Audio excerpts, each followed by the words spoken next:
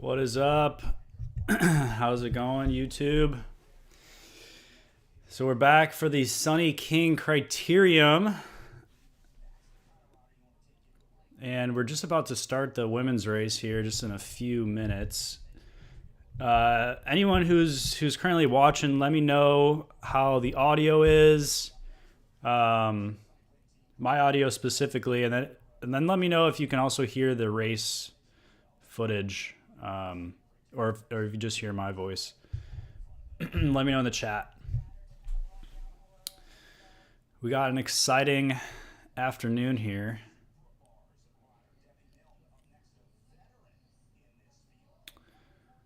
Legion brought a solid squad for the women today. I think they have 4 or 5 riders.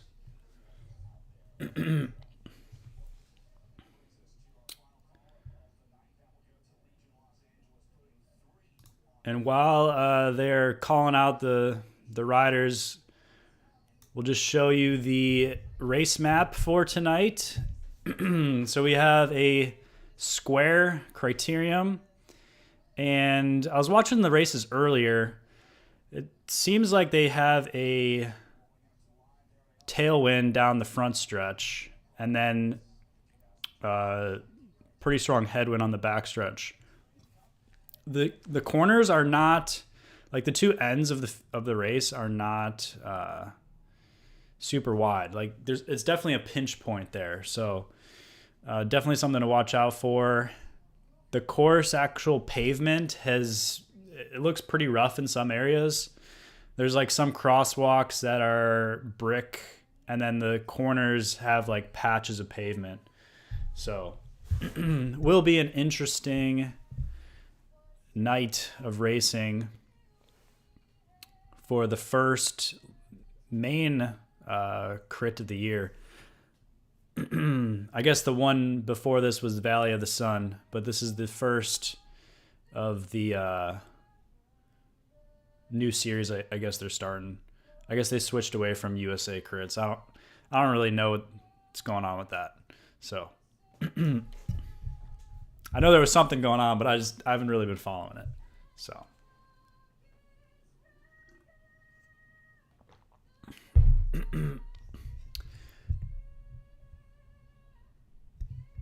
cool. No race audio.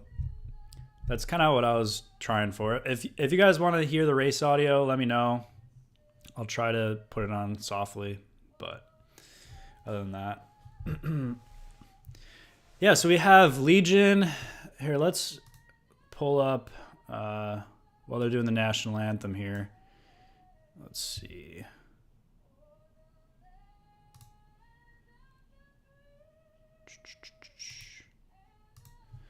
All right. So I'm going to go on the bike reg and see who's registered for this just right before we get started here. The women are racing for an hour tonight. And then the men have 60 laps. So yeah, we got Legion. We have CWA. CWA just had a team camp down in Naples, Florida. Butcher Box. Wolfpack. Let's see. DNA Pro Cycling. Automatic. Yeah, Legion's got a whole squad here. So they're definitely Skylar Schneider, Kendall Ryan. Those are all people to watch, or riders to watch out for. And then CWA is also the team that's going to be up there for the finish.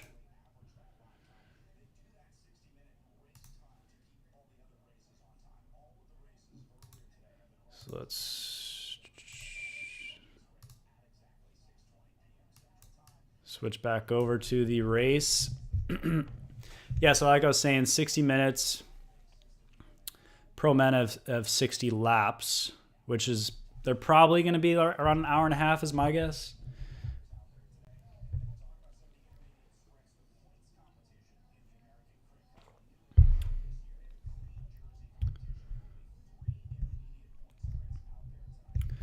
So it sounds like there's going to be a green point sprint competition, and they're going to have intermediate sprints in the middle for this green jersey. And I believe this is for the full series of races that they're doing.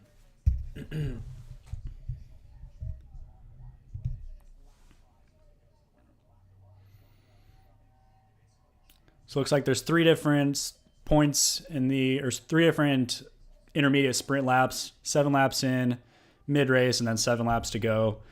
And then, you can see the points on the screen. It's the first 3 riders get points in that competition.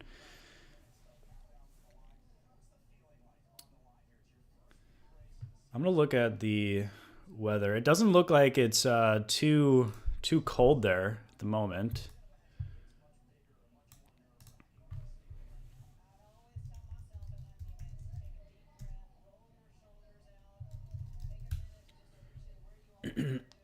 So it looks like it's 61 degrees. There's a 13 mile per hour wind, which is, fairly strong. So not super cold, but it's a good temperature for racing. Once you get going, it's you'll be plenty warm, but you're not going to be overheating, So I'm excited for this race, guys. It's going to be good.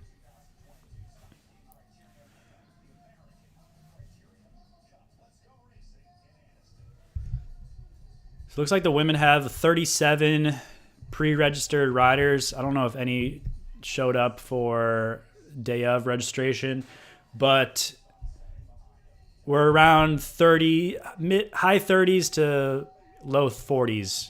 That's how many people are in this at the moment. And they're off. Here we go. 60 minutes, 4-corner crit, and they're going through turn 1 at the moment. Like I said, the corners are kind of a pinch point.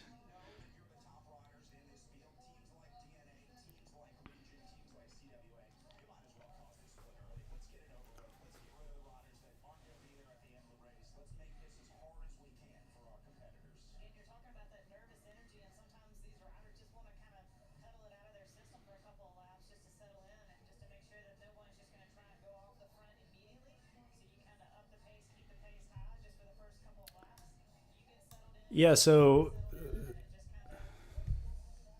GSIP 00 was asking, he didn't think Legion was doing this series. I thought the same thing. Looks like the women are definitely here. I know the men, I think it's kind of like I don't even want to call it their B squad, but they have like two guys. So we could talk about that when the men start, but yeah, the actual Legion for the men didn't bring a whole squad to this race.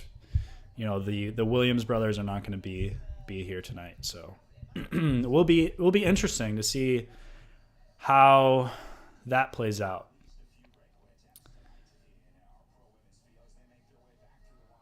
So it looks like they're going fairly slow down this front stretch. Like they're all spread out, like 10 wide going through here. So definitely not, they're kind of just deciding who's going to make a move, who's pulling. No one's really pushing it at the moment.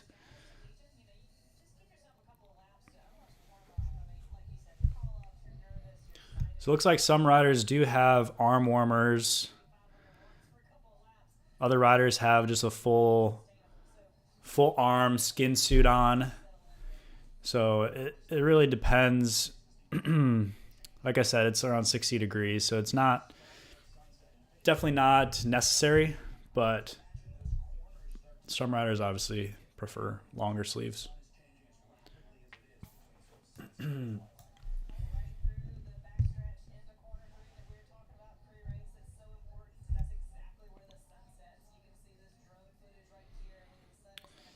So I was watching this drone pilot earlier. This guy is he definitely goes at it. I mean, he was super close to riders early on, so definitely interesting. And there's a lot of power lines and things. It was driving me a little crazy. But yeah, you can see the pavement there is not super flat, and there's like patches right there you saw on the camera. It looks like the actual front stretch has like a little bit of a rise to it. It's not really a false flat, but there's definitely a little bit of a climb. I don't even want to call it a climb, but okay, it looks like we are having two riders off the front at this point, but they're kind of looking around, not organized.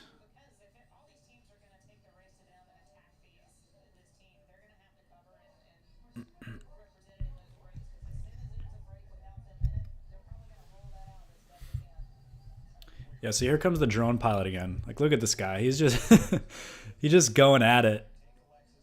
Right rider level. Look at that. That's just sketchy. That is very sketchy. But also awesome footage at the same time. So yeah, here they come through turn 3, and the sun could be a factor there at that point because it's right at eye level when you're going into turn 3 super quick. So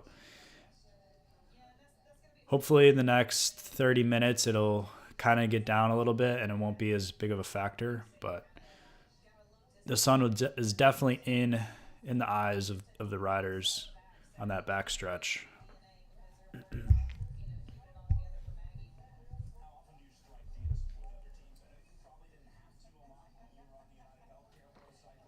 So we're about 5 minutes in here, and it's still nobody's really making any decisive moves at the moment.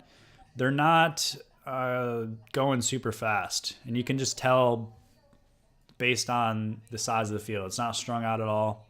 It's super wide.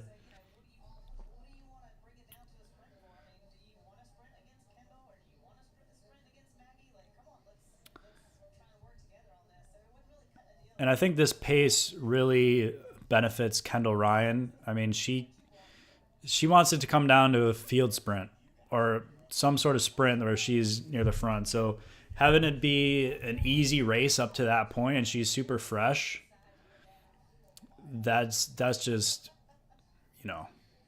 completely benefits her.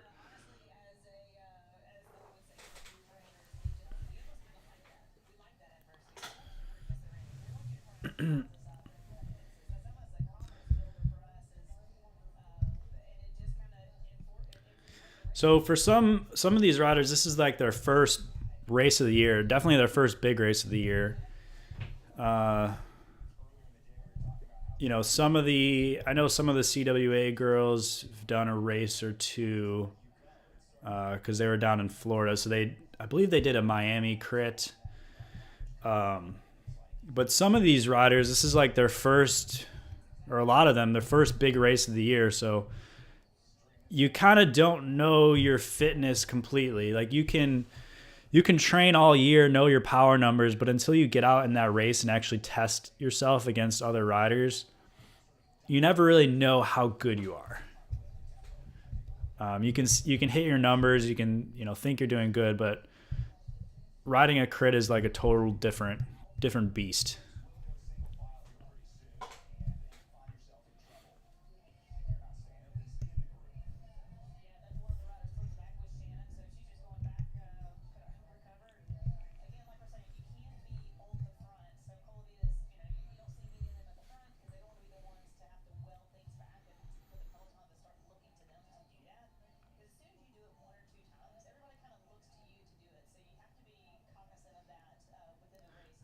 Yeah, you can see like if you look like 2 or 3 riders back, they're pretty much soft pedaling.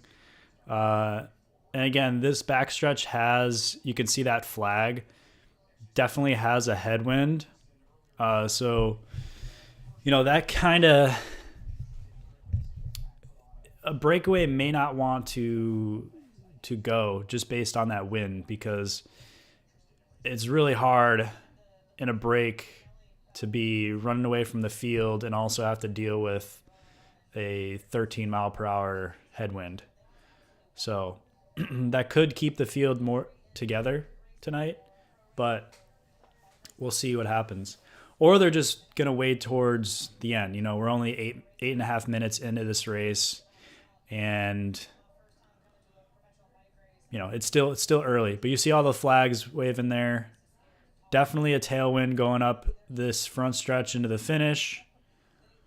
And there's definitely a rise out of turn 4. Okay, so here we have a move going on the right-hand side. Looks like a Legion rider putting the pressure on, just getting this race started. So looks like we have a 2-man move, or 2-woman move.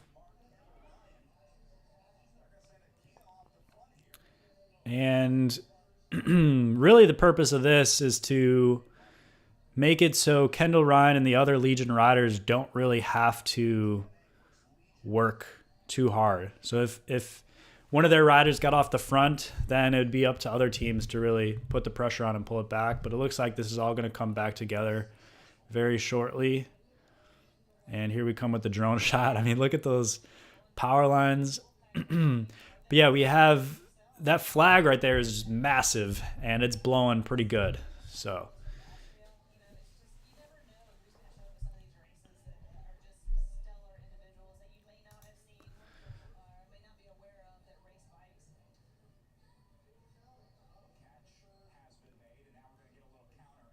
it looks like we have a counterattack going into turn 4. Let's see if this amounts to anything.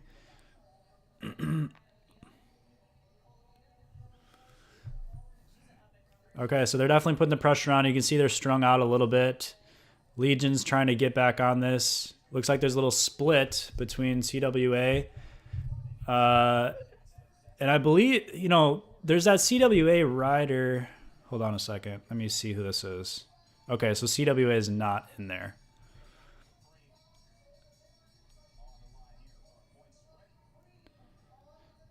So we have a intermediate sprint coming up in the next lap here. So this could be a decisive move. Let me see what happens here going into this sprint. And for those of you just joining, we have 3 intermediate sprints. 7 laps in, which is this next lap coming up, and then the halfway through, and then 7 laps to go. And that is for the green jersey competition. And that is for the entire race series. So the first 3 riders get points in that competition. For this lap, it's 15, 10, and 5. And it looks like we have a solo rider going off the front here. Probably has about a 4 bike length gap. Let's see if she can hold it off through turn 4. It looks like she's looking back, not really giving 100%. As they turn through turn 4, it looks like she has probably about a 2 bike length gap. And let's see if anyone goes for the sprint here, or if they just let her take it. It looks like we have 1 rider coming through, 2 riders coming through, trying to go for this intermediate sprint. Preem. Okay. And look like Skylar Schneider is going on the counterattack here. She let that other rider just kind of take the points, but now she's going on the counterattack. And like I was saying just before this, that's something to watch out for. Whenever you have a preem lap, there's always a chance that those riders that you kind of just let go are going to keep going. So now they're really putting the pressure on to make sure that they pull her back, because she is a class rider, for lack of a better term.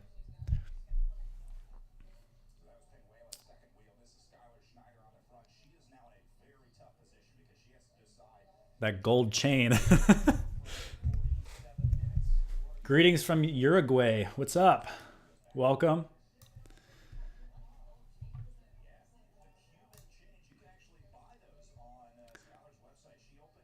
So for those of you who are just joining, here's the course map for today.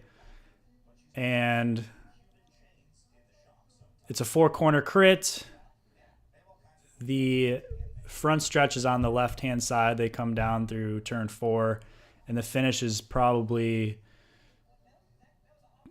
400 meters from that turn 4.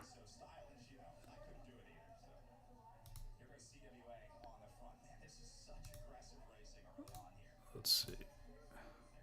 Let's go back to the race here. So she's definitely kind of sitting up at this point. You know, she's not in the drops, not really pedaling super hard, but she's not going to let the field bring her back without doing a little bit of work. So we have, looks like Kendall Ryan and another couple of Legion riders off on the front, kind of just setting the pace. They're going to set a pace that's just a tad slower than their rider out front is doing. Looks like CWA is making the counterattack now to try to bring this back. And like I was saying, she's, you know, when you're going hard, you're going to be at least in the drops. She's on the hoods. So didn't really want to put a ton of effort into this move. You know, 15 minutes in, we still have a long way to go.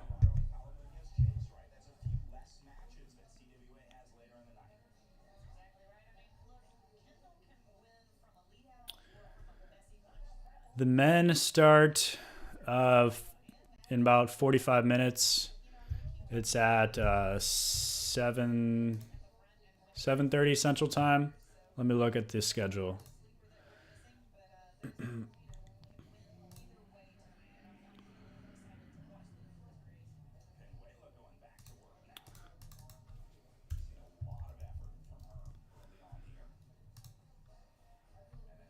See, I'm gonna pull up the schedule quick. Yeah, so the men start at 7:30 Central Time. This race is in Anniston, Alabama. So we have about an hour until the men start. But stick around. We got a fun women's race to watch here. And it looks like we have another Legion rider going off the front. Again, they have the team where they can just start putting pressure on. They don't want every other team to kind of just sit back and relax the whole race. They want them to actually, you know, use some of their riders, their lead out riders, and do some work to pull back this break. So.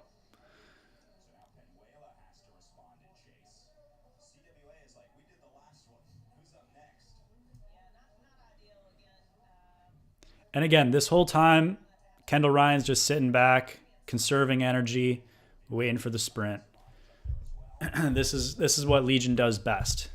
Put the pressure on other teams and conserve their sprinter.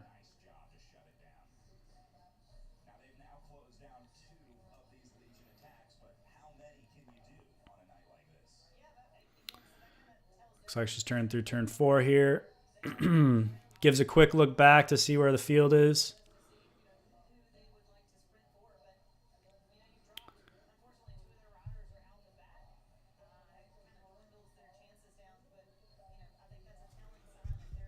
Awesome. Glad to hear the stream quality is good. Yeah, at any point, if the audio gets messed up or anything like that, let me know. I'll fix it as quick as possible. So here they come through the front stretch, and looks like this Legion rider is going to get pulled back, but we have a counter move from a rider in pink, and then I believe the white, and then the DNA Pro Cycling, I believe, is in pink.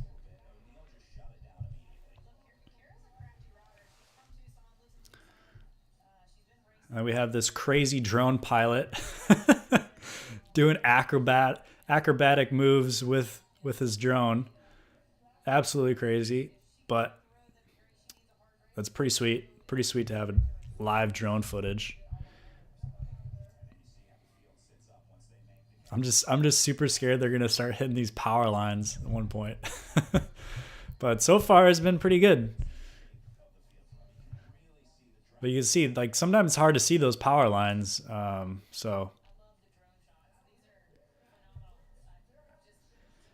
But yeah, so we have, going through turn 3 here, like I was saying earlier, we have that sun. It's just setting now, so hopefully in the next 20 minutes or so, it'll be behind those buildings, so it won't be as big of a factor. Makes it hard to see.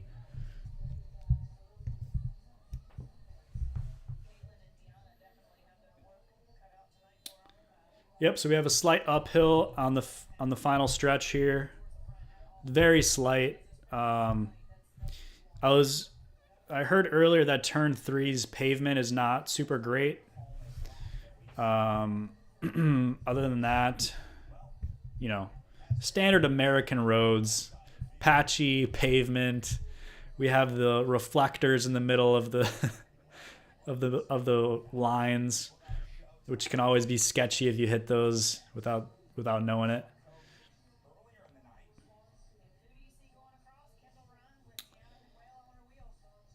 Will I be doing Tour de France and other classics?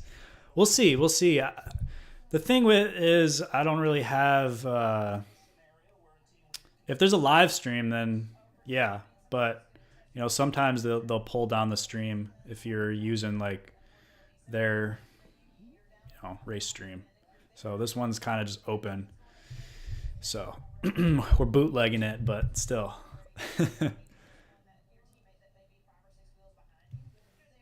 So let's see. I'm going to go through the chat again. See if there's anything I missed here.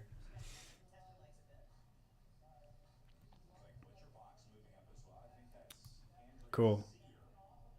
Yeah, we'll see what the drone does when the men start. I think it's going to be dark when they're going. So I don't know if he's going to be flying it in the dark and how that's going to be done. But so far, he's been really cool.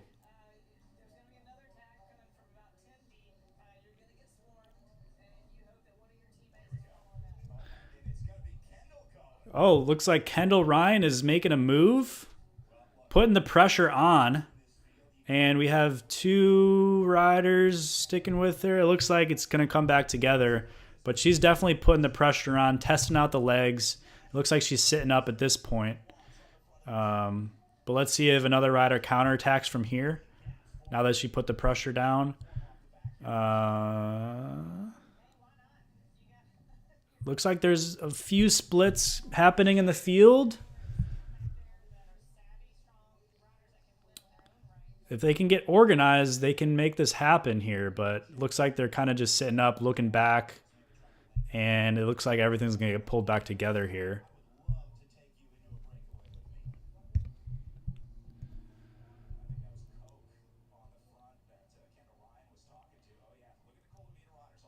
So we're about a third of the way through this race. Again, they're racing for 60 minutes tonight.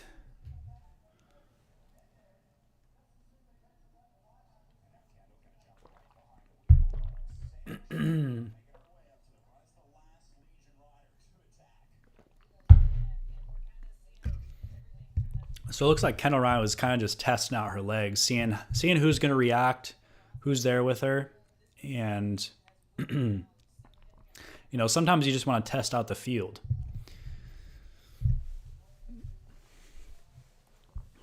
See if you can catch anyone sleeping. I don't think her intention was to start a breakaway necessarily. Kind of just open up the legs and see who's going to react and if she gapped anyone.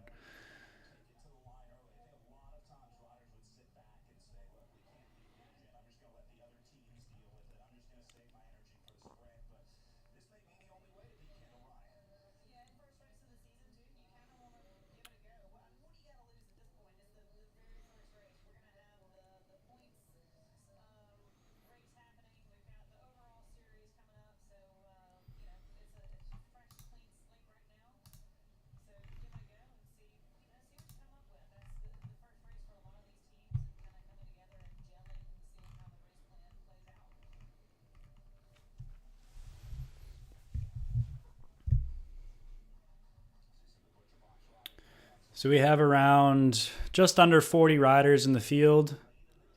I'll actually pull up while we have a little lull in the action here.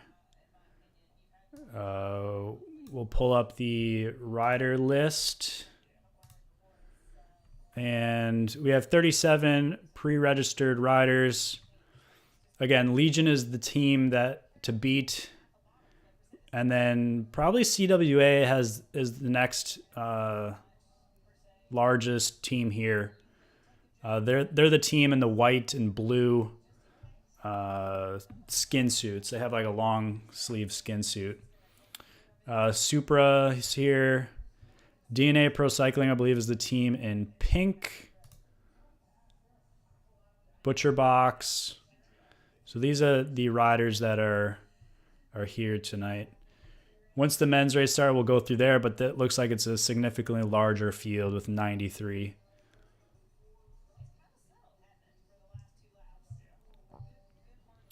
So yeah, Automatic has a rider, maybe two. Wolfpack has a few.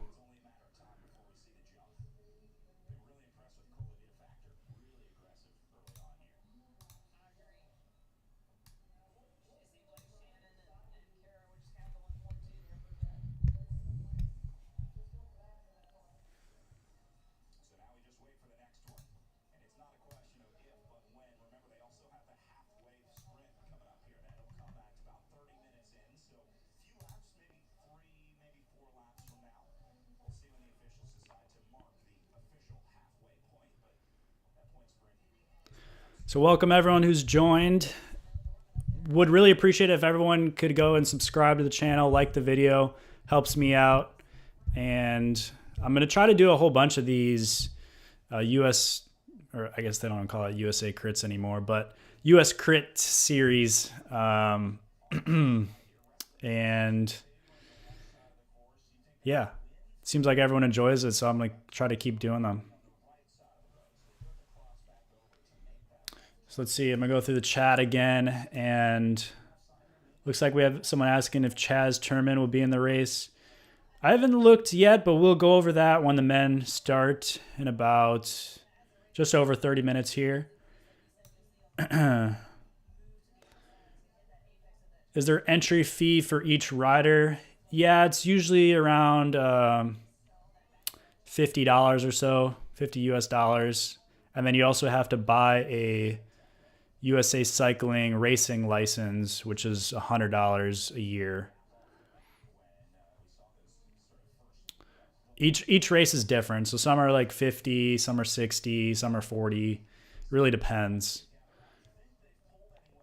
What are your thoughts on races like Athens and Winston-Salem not being part of this series? I don't know. What's your thoughts? I think people are still gonna, they're still gonna do those races. And let's see if I can pull up the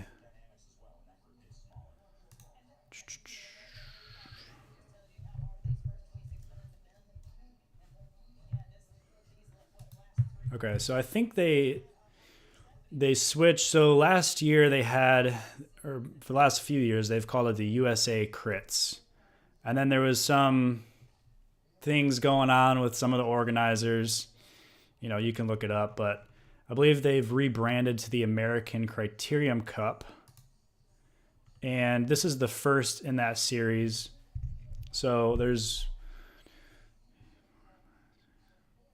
10 races in that series. So the next one is in New York in May. And then it looks like, there's Tulsa Tough, who's been in it the last few years.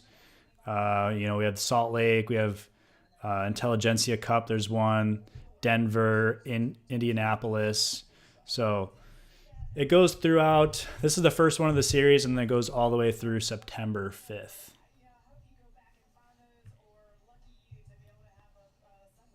Why am I not racing? I don't know. Good question. Didn't want to drive up to Alabama for an hour.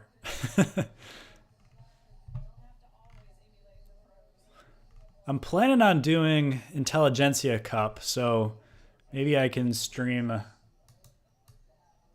I'll definitely record any of the races I do there. But that's my tentative plan for this season, is to go back up to Chicago for 10 days of racing.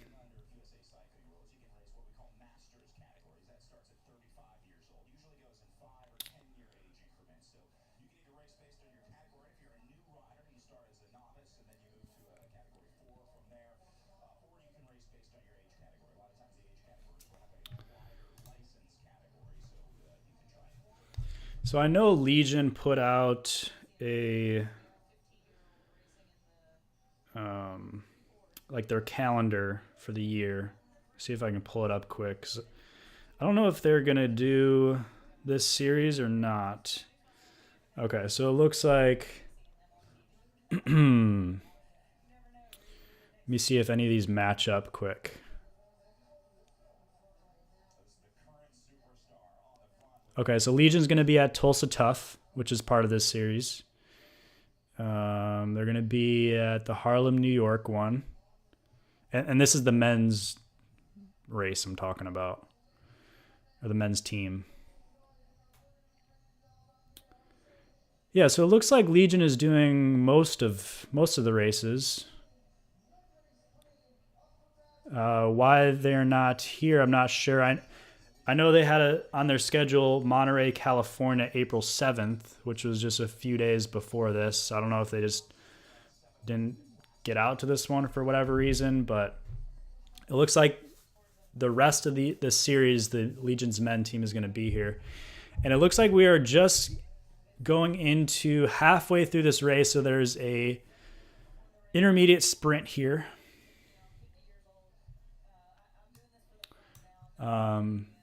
And again, halfway through, so definitely time to watch if there's any attacks that go and just keep going.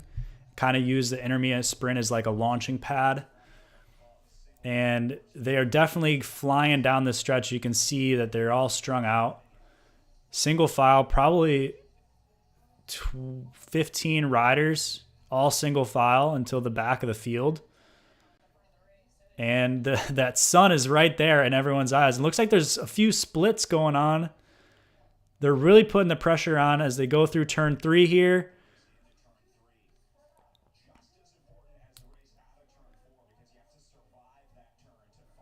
So they're going through turn 4 as the pressure is being put on by, looks like Butcher Box, I believe. Correct me if I'm wrong. And they're really putting the pressure on. It looks like Supra's going on the right-hand side. It's a long sprint. Let's see if she can hold it off. Looks like she is going to. Oh, maybe not. No, it looks like we have a DNA Pro Cycling. And she's keeping the pressure on right now. As they go through turn 1, it looks like there's 3 riders that have a split here. And it looks like they're looking back as a Legion rider is trying to move back up through here. And we finally have one of the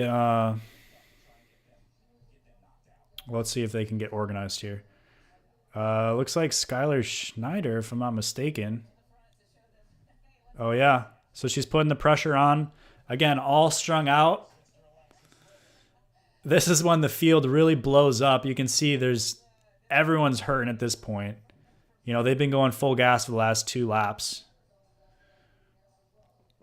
And you can see these splits in the field here. Now, if they get organized here, this can be the decisive move of the day. Now, the thing is, every rider in that break, since there's 2... it looks like there's 3 Legion riders. Nobody's going to want to do work with them. They're going to make Legion do all the work at this point. So that could be the one thing that blows up this break that they have.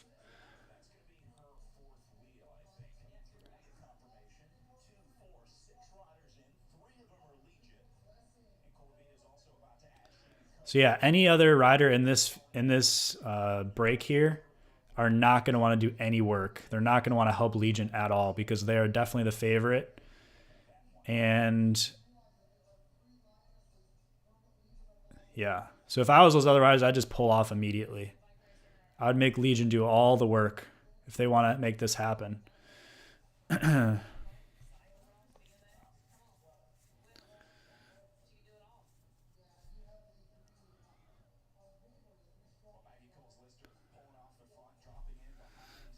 So let's see if, I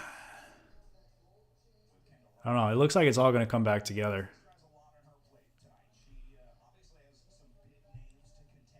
Sorry, let me catch up on the chat here. Yep, American Criterium Cup. Yep, so that's one of the popular things about American crit race, and they usually have the pro race in the dark. I've done it before. It's fun, but I mean, you feel like you're going way faster than you actually are because it's just hard to see. Obviously, it's dark, but it's a lot of fun once you do a race when everyone's screaming at you in the dark. It's a lot of fun.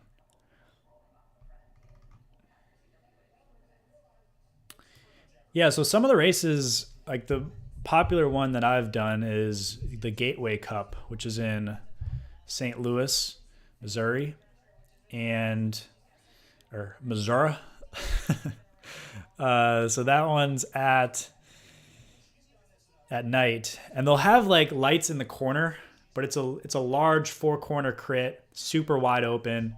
I mean, you don't have to stop pedaling at all through any of the turns, and it's usually the fastest race of the year. It's averages probably about 30 miles an hour, just consistent.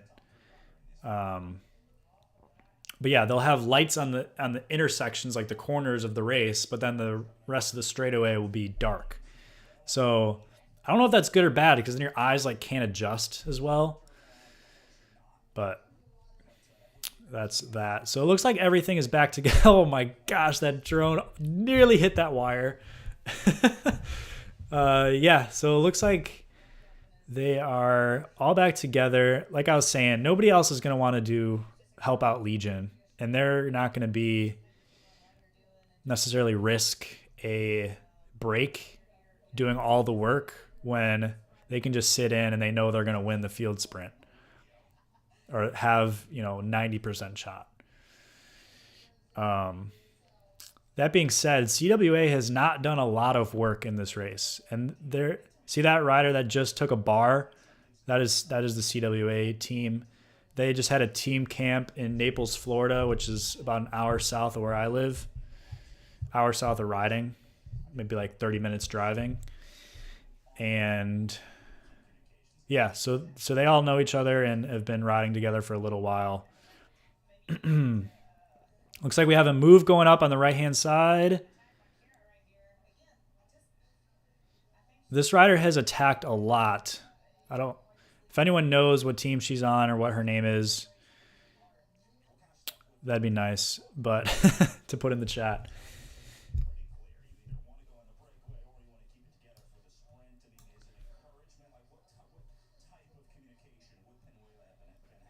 Legion announced they won't be officially competing in the American Criterium Cup, but they will send riders. Yeah, they say that, but then their schedule has them going to all the races. So it's like we want to race it, but we don't want to say we're racing it for the thing that happened. So I don't know. I think they'll be there. That's their bread and butter. That's what they do.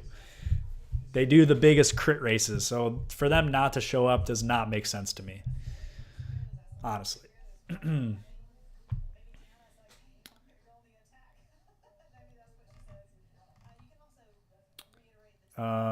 So looks like there's a split in the field here, and there's only one Legion rider, so this could actually be a good move. Looks like we have looks like Butcher Box was left out, so they are kind of wanting to put the pressure on to get this back together or get up there. But let's see if they get organized here and actually start putting the power down, they can make this happen.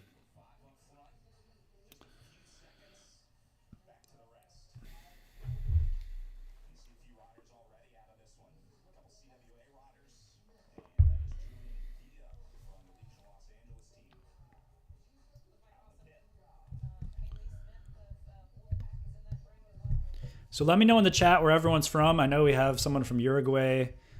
What other countries is everyone from or state? Let's hear it in the chat. So look at that flag.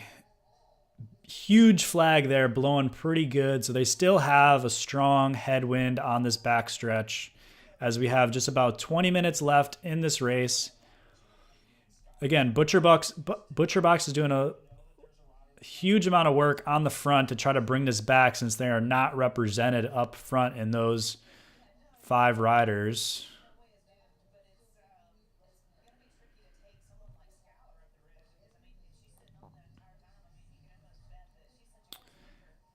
And this rider in white seems like she's doing the majority of the work here. It's like a do or die move for her, I think. But she's looking back, looking for help. We have a CWA Trek rider coming through, and looks like everything's going to come back together at this point. Skylar Schneider's on the left, in the U.S. stripes, signifying the national championship she won. So we have 20 minutes left in this race.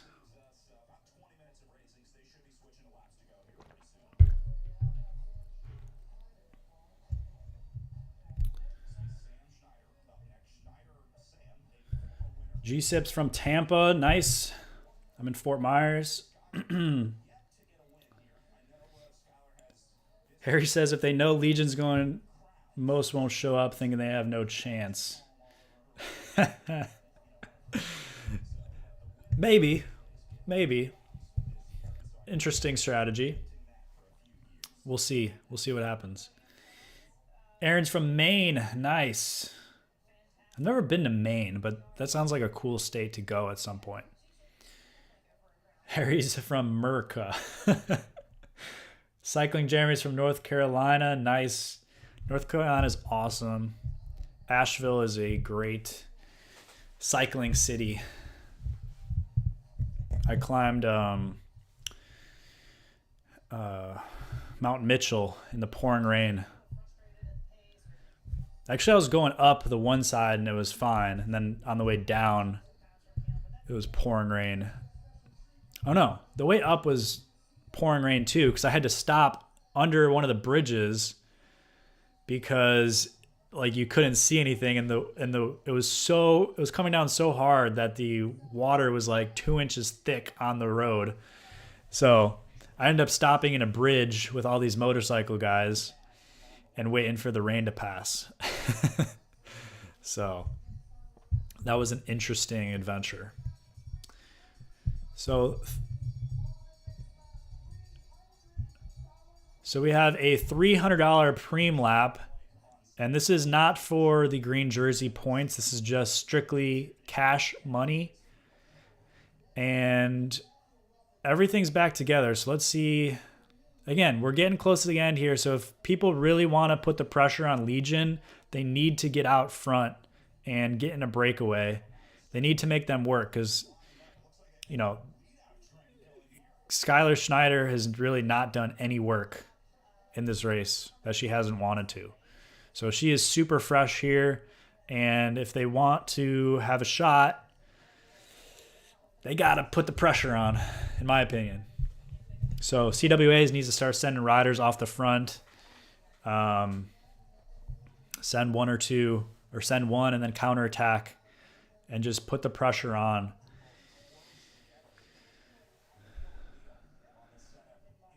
So it looks like the sun is finally setting and is not going to be in the eyes of the riders anymore, which is good going through turn 3.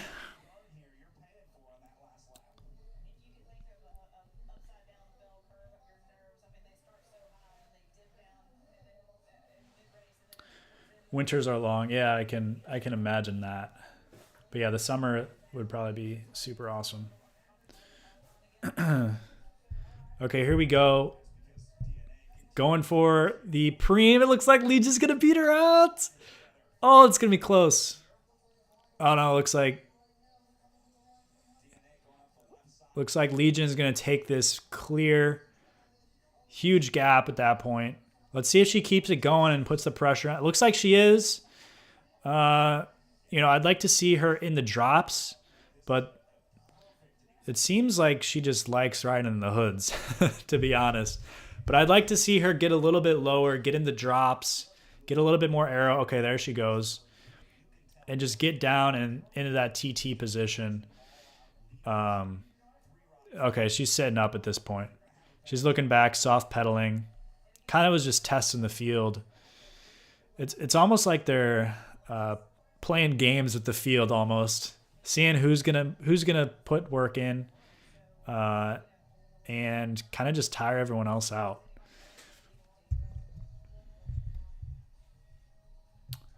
Chad from North Carolina, what's up, man? We got another person from Maine, Christopher, what's up? Welcome.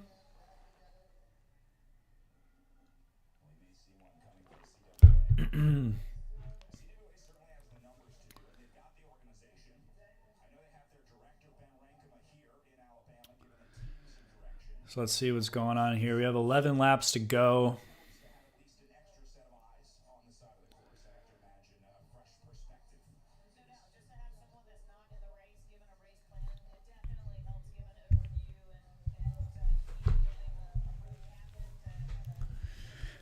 So they're definitely all spread out. They're not going super hard right at this point. They're kind of just waiting to see what everyone's doing. And again, we have an attack on the right-hand side from this rider in white. And it looks like her name is Cara O'Neill. And she has been attacking and attacking and attacking. But I'd like to see her use a little bit of a better strategy, to be honest. It seems like she's strong and has the legs, but her tactics of when she attacks could be better. And what I mean by that is you just saw her start to attack and then look back to see if anyone's coming with her and then go again. So it's not catching anyone off guard. If you're going to go, you just got to go. You got to go full gas and go. If you're looking back, everyone sees it coming, and you can see it didn't really amount to anything. So that was really just a wasted effort. Really just a wasted effort. So what I'd like to see from her over the next, 9 races in this series is have a little bit better tactics. Attack when everyone's hurting. Attack when there's a preem lap and everyone is going full gas. Make sure you just stick on there and then attack when everyone's hurting, doesn't want to follow you. And then you may get 1 or 2 riders that are willing to work, are strong, that are going to come with you. And those are the people you want to be with you. You don't want just the stragglers that don't have the legs, because then it doesn't help you.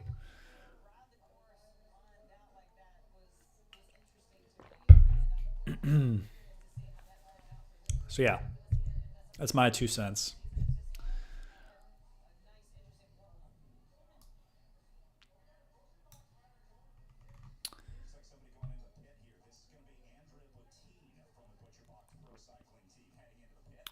So looks like we have a mechanical from one of the Butcher Box riders that I'm hearing over race radio. Oh my gosh. It sounds like she just... So it looks like free laps ended with 10 to go, and this Butcher Box rider did not qualify for this. Did not qualify for a free lap since they're at 9 to go. So unfortunately, she is going to have to be chasing the rest of this race.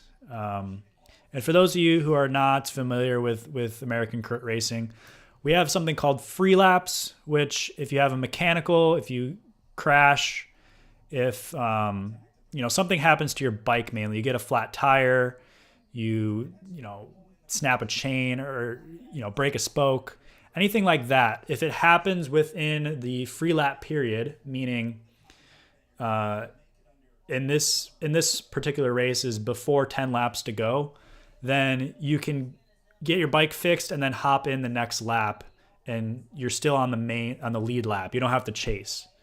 So what happened there is she got a mechanical and did not qualify, so she's ends up having to chase now, and she's basically out of this race.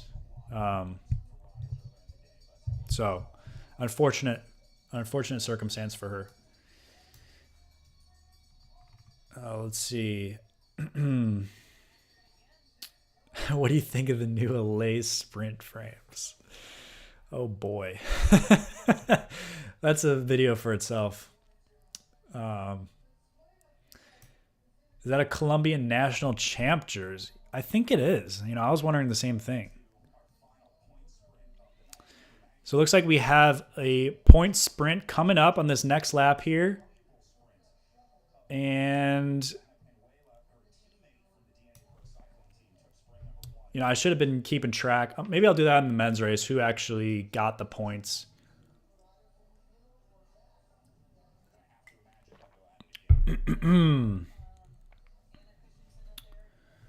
So let's see. They all look rested, waiting to push in the last few laps. Yeah, I agree. Who do we got here? Oh, wow. That was a sick drone shot. That drone pilot, is excellent. Let's see. Try the attack again with 2 to 3 go. Mix it up. Yeah. I think if anyone's going to go, it's got to be now. So that girl in white who I was criticizing earlier, or not criticizing, but giving tips, she should be right there. She should be 5th wheel right now and launch it as soon as everyone sits up. Let's see.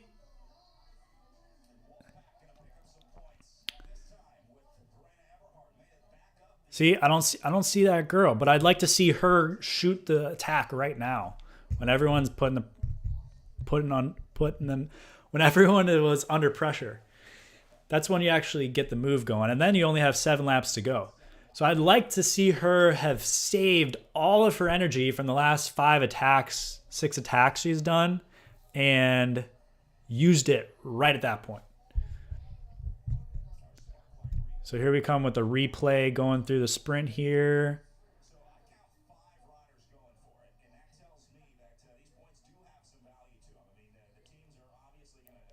So everyone's sitting up at this point, kind of just, I think everyone realizes this is coming down to a field sprint, and unless there's like a last lap flyer, I don't see a breakaway going at this point. I think Legion's too strong and doesn't want anything to really get away.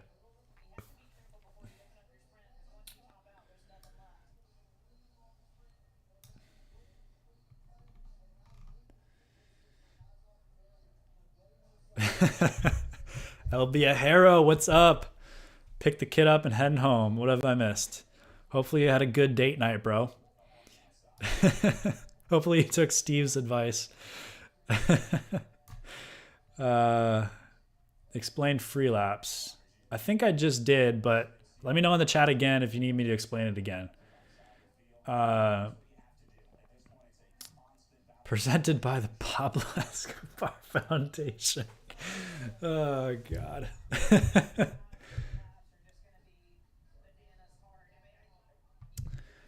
What's up, Rachel from Tennessee? Another great state.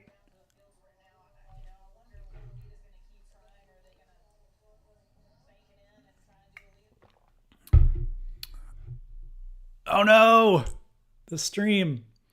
Hold on. Let me see if I can get it back.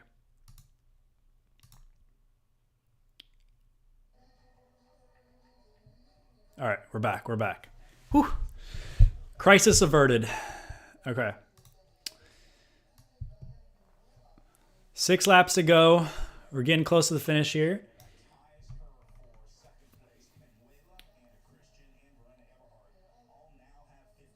It should be like 5 to go for a free lap. Yeah, it really depends on the race.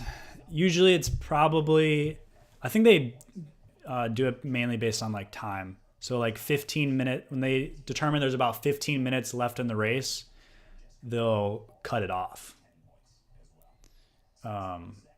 So yeah, like if there's a longer course, then they'd have like 5 laps to go or 4 laps to go. So it looks like we have a Colombian going for it. Is this the Colombian national champ?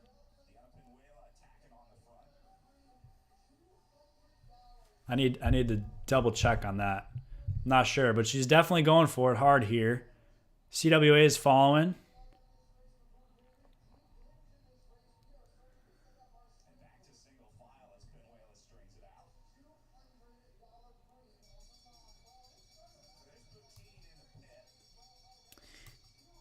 Yeah, so the other thing is usually if you get lapped at that point, they're going to just pull you from the race and they'll just score you.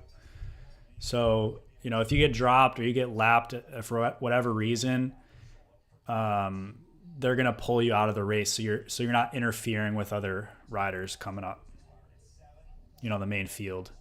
So they may try to chase for a little bit, but then if they end up getting lapped or about to get lapped, the officials will pull you from the race.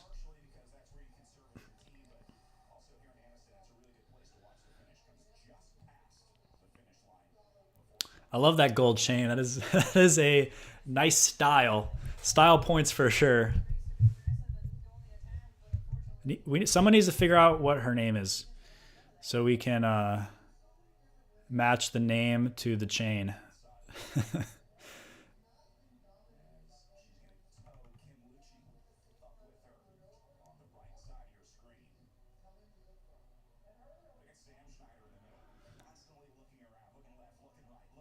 So it looks like there's a preem lap.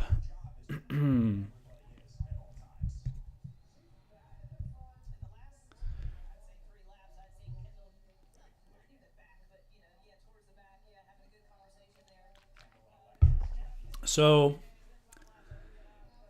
honestly, it doesn't seem as if they're going too deep at this point. So I'm hoping for a strong last 3 laps here. And actually, it could start right at this point.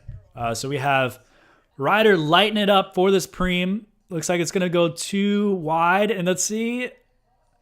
Nice. Okay, it looks like, I believe it said, yeah, so it's that Ryder that I was telling you about. Looks like she was conserving for a little bit. Now, exactly, this is what I was expecting of her. Nice.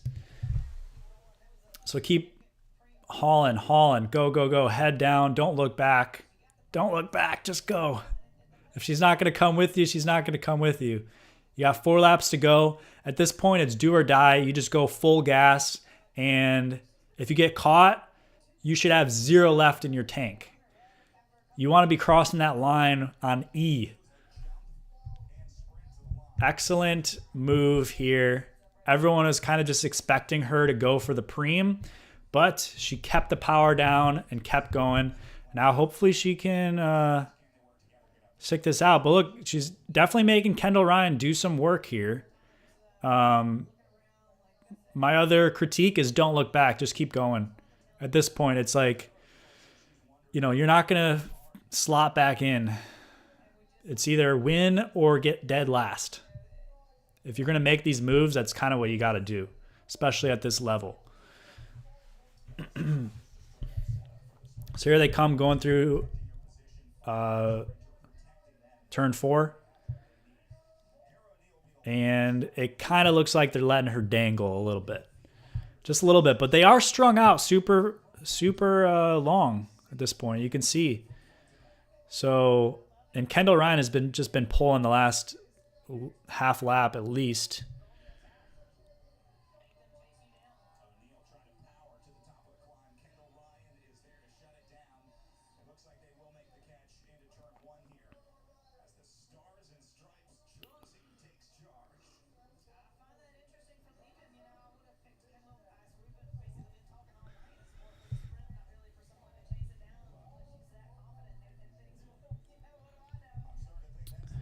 I'm not sure on average speed, probably around 26 or so, 27 maybe. It is windy, as you can see from this flag here. So that definitely slows the average speed down a bit.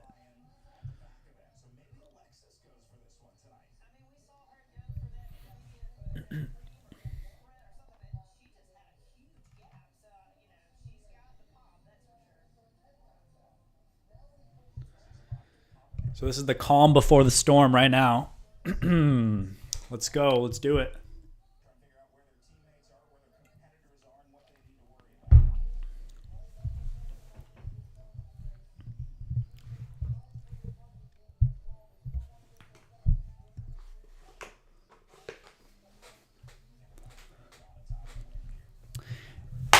Oh, sorry.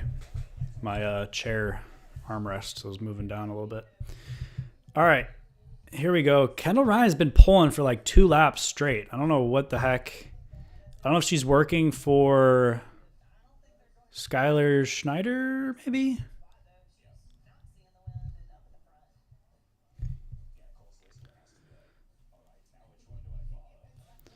So they are super wide going through with 3 to go. 2 laps to go, sorry.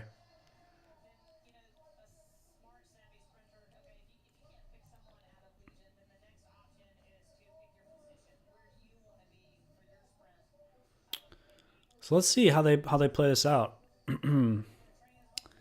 Again, she's been on the front for 3 laps at this point. So I'm thinking she's one of the lead out people.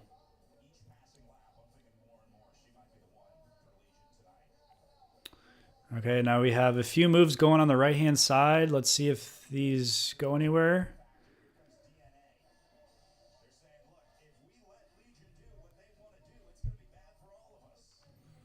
So this is the point where everyone's kind of just organizing. You can see Legion, they're all bunched together in their lead-out train. CWA on the left-hand side, all bunched together for their lead-out train.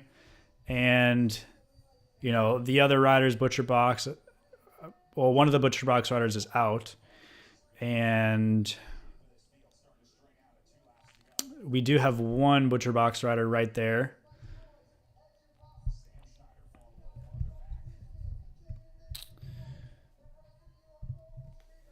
Okay, here we go. 1 lap to go. Coming in for the last lap here. Skylar Schneider's leading it out through the front stretch. She's been pulling for literally 3 laps on the front the whole time. But now she's really starting to pick up the pace. Last lap, bell lap coming through. And they're going through turn 1 right now, as Legion is leading it through that turn with 4 riders. We have CWA right behind them with 2 riders. It looks like one of their third rider is falling off the wheel a little bit. And it looks like they're really putting the pressure on now. This is when they're going full gas. You can see her bobbing and weaving in the drops. Head down, full gas down this back stretch. Stringing out the field completely. She's going to lead them through turn 3 here as we have this drone footage coming through. And she's going to pull off right as they go heading into turn 4. Legion has 2 riders remaining, and this last rider just needs to go full gas up to the front here. And just as hard as she can go. And then look, she's going to, oh my gosh, gapping them completely. They're going to go 1-2, I think. No, maybe not.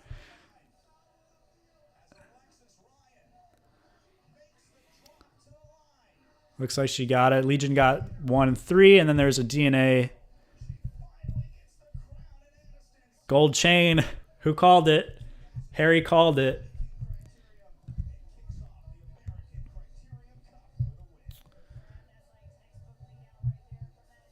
Skylar Schneider.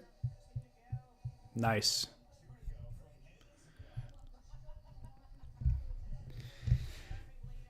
Very cool. Good race. Predictable, but, you know, is what it is.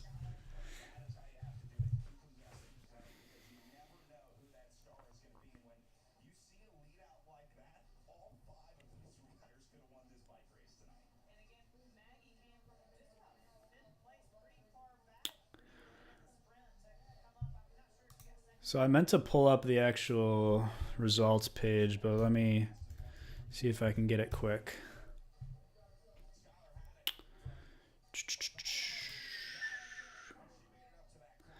Okay, so we have Skylar Schneider in first, Maggie Coles-Leister in second from DNA Pro Cycling, Alexis Ryan from Legion in third. We have Paulo Munoz from CWA Racing in fourth, and Julian Aguilera from Legion in fifth. And then we have a couple Philly Bike Expo riders, Wolfpack, a DNA, and a Butcher Box round up the top 10.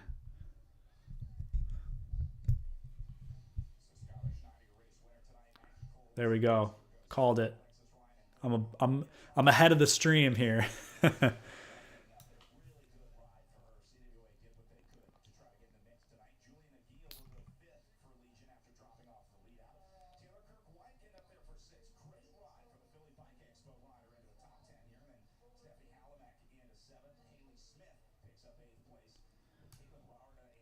Nice.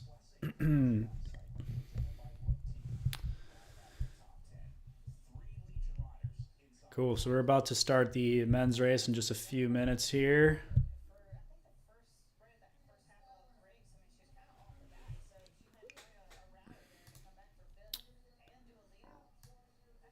For those of you who just joining, if you could do me a favor and go ahead and subscribe to the channel, I would really appreciate it. Leave the video a like.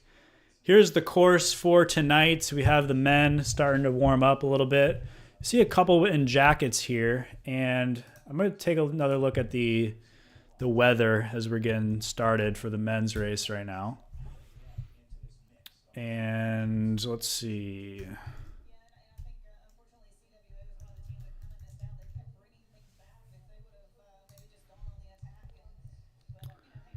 Cool. So the temperature dropped a little bit. We're at 57 degrees right now. Wind has died down to 7 miles per hour. So definitely a lot less wind.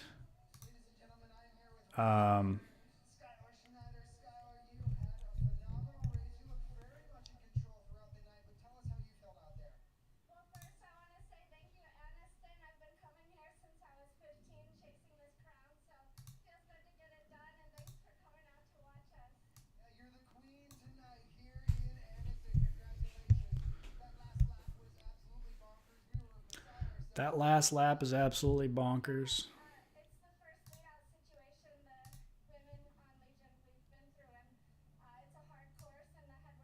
Let's see. Let me know if you can hear this race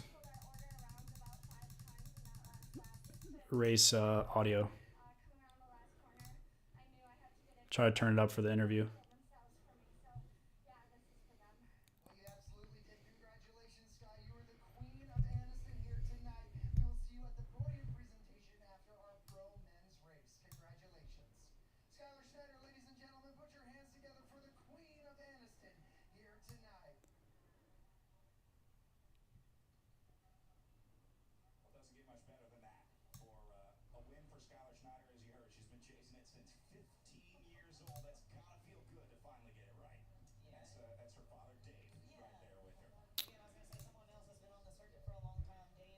All right. Well, she's been saying that she was trying to go for the win since she was 15 years old. She finally got it, so she's super happy.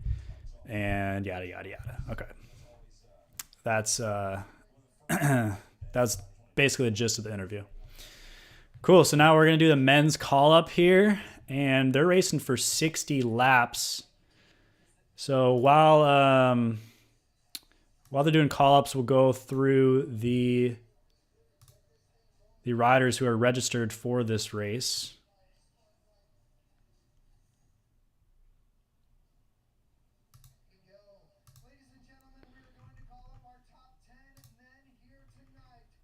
So we have almost 100 riders registered.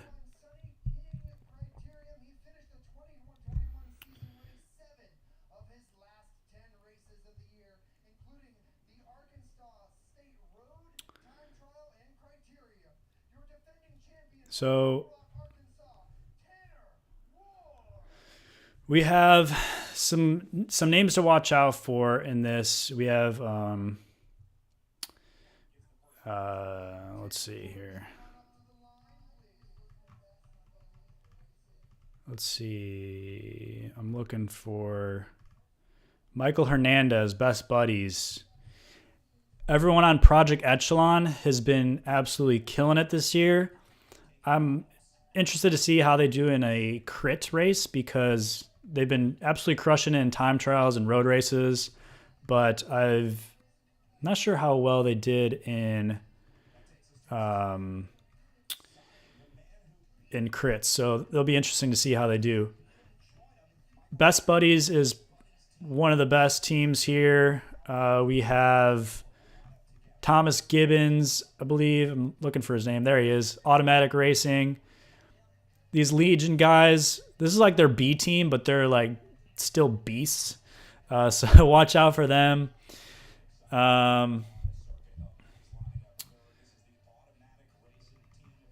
Yeah, this is a stacked field for sure. Even without the Williams brothers here and the other Legion riders. I think there's only 2 Legion here. But yeah, absolutely. Best Buddies, Automatic, Legion, Project Echelon, Butcher Box. Those are the teams to watch out for. SoFlo Racing. They don't have their main guys here, but they're definitely a team to watch out for. So let me go back to the race cam as we're getting just about started for the men's race here tonight. Looks like we have leg warmers and arm warmers on Ty Megner. That is interesting. Interesting choice. Maybe he'll take that off before the start. We will see. But again, it's, 57. Oh, actually, that was as of 7 o'clock.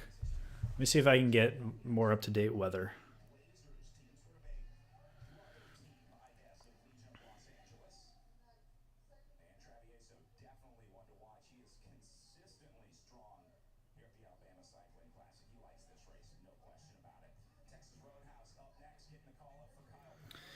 Okay, 55 degrees is the current temperature. Texas Roadhouse, definitely a team to watch as well. And let's see.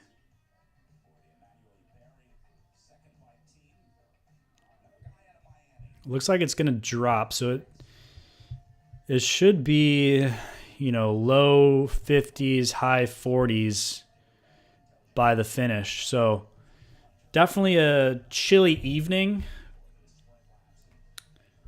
for some crit racing. But we'll see what happens here. It's going to be a good, fast race.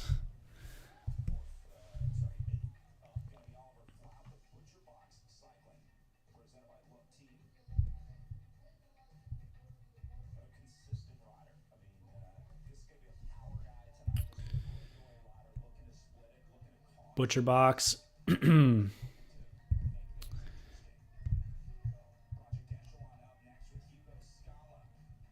Hugo Scala from Project Echelon. Like I said, they've been absolutely killing it early on. They I believe they finished 1, 2, 3 at the Valley of the Sun stage race. Again, mostly due to the fact that they absolutely crushed the time trial and road race, and that's a staged race. Let me see if I can pull up the results for the crit from Valley of the Sun. I don't see it on here.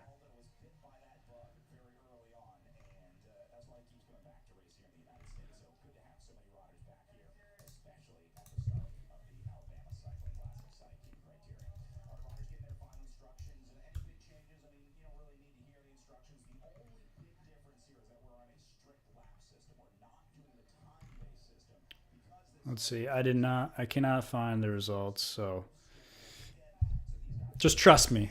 Project Echelon's good. Thomas Gibbons, automatic, fantastic rider. Ty Magner from Legion, great rider. Michael Hernandez on Best Buddies and the whole Best Buddies squad, great riders.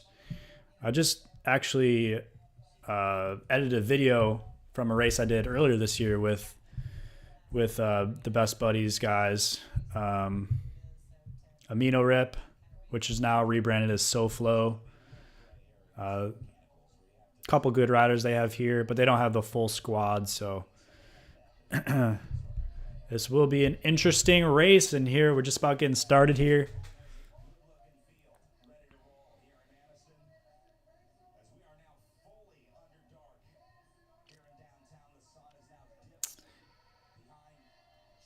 Let's see. And it does look like that Legion rider ended up taking his leg warmers off, which is expected, as far as I can tell. 4, 3, 2, 1, and there they go. 60 laps. They're off. It's going to be fast. It's going to be aggressive. Like I was saying earlier, for the women, this is a lot of these riders' first race of the year. Definitely their first big race. And good time to test out the legs. But again, you don't always know how you're going to do. You know, you can ride to power all year long, all winter long, but you never really know how good you are until you test yourself against other riders. So that's what they're going to do tonight. And it's going to be a fast race. So excited to watch this. You can see it's nighttime, but they do have some lights on the course here.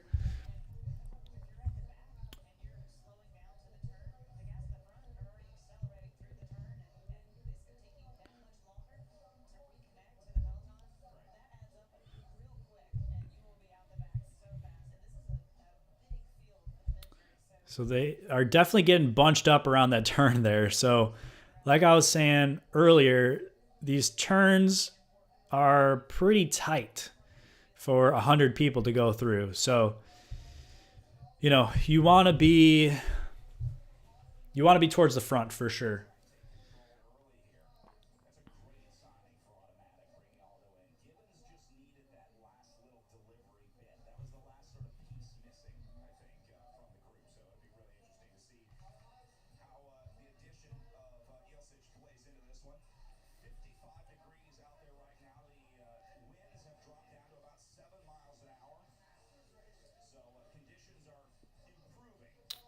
So here we go. It looks like Automatic's on the front driving it right now. They're kind of just showing their numbers, it looks like. It looks like and I think someone mentioned that they have new jerseys. Looks like they have like a orange with blue sleeves. And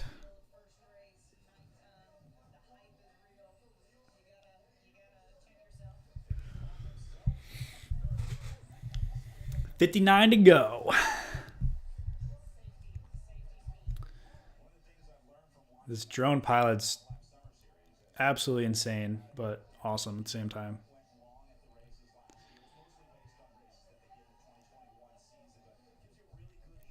As they come through turn 4, 2 laps finished. Looks like there's a few little splits building, but nothing that's very serious at the moment. So again, Automatic racing on the front, kind of just setting pace. Looks like Project Echelon was behind them, or at least a couple of their riders. And at this point, it's, you know, whoever is in the back is just fighting to move up. And when you're going 28, 29, 30 miles an hour, definitely hard. Easier said than done, to say the least. So, you know, everyone wants to be at the front, and it's definitely a fight to get up there.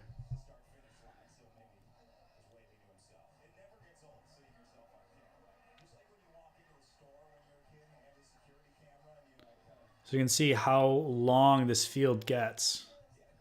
It's, you know, The riders in front are almost 10, 15 seconds ahead of you if you're in the back. So that's a huge gap. And what you don't want is splits like this to happen where people in the front end up putting the pressure on and then blowing the field up, and then you just can't get to the front. So it's really crucial to stay towards the front of the race. Oh, we have a massive crash going in. Holy crap. And then Automatic is just off by themselves. Yeah, so like I was saying, everyone's getting antsy. First race of the season, everyone's got those jitters going.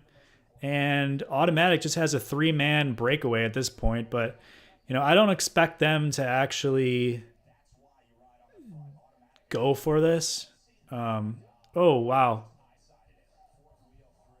Yikes. That hurts. Looks like he just got caught somehow.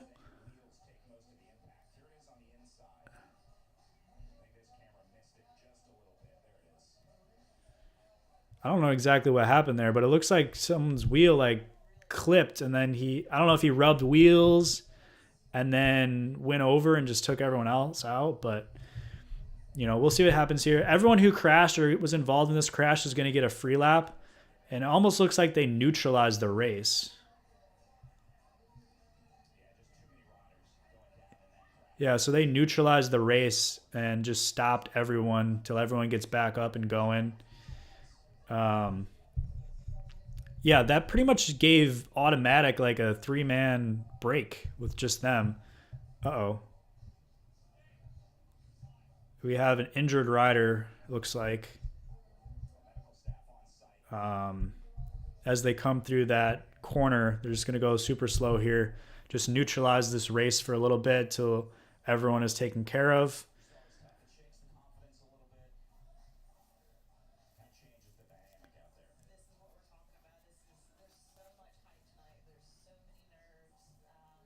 So they're just going to stop right here till everyone is cleared through.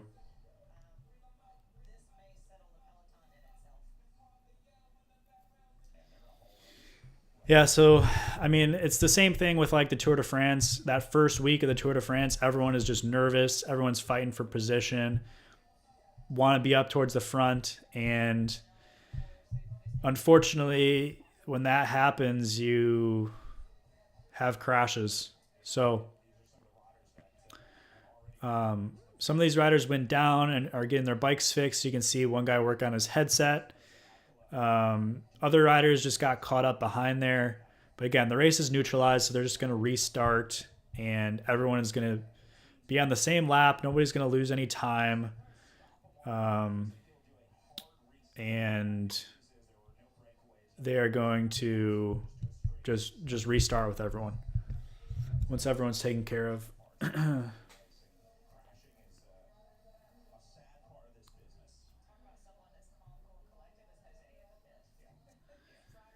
So everyone's stopping here. Yeah, not a good crash at that point. He definitely went hard into those barriers. And those barriers are not they're not really meant to be hit at high speed. They're just steel, basically.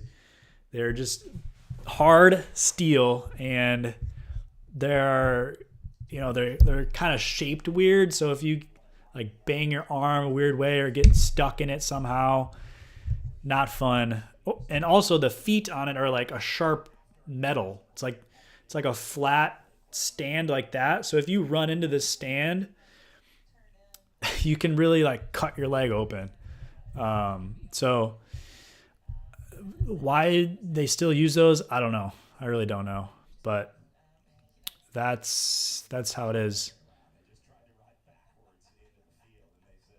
So it looks like these riders have to go around and go to the back.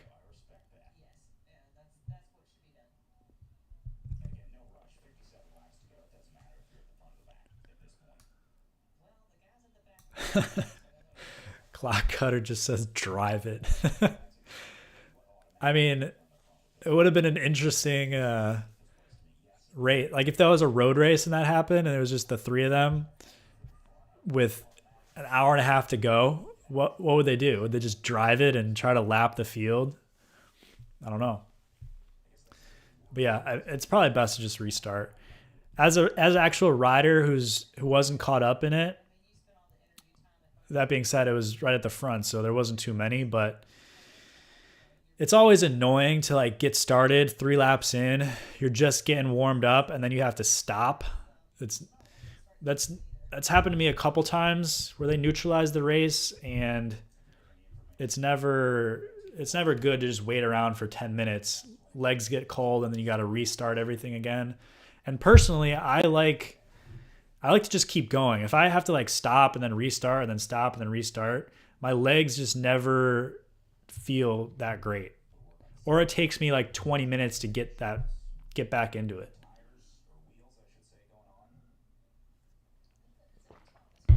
So looks like I have new wheels.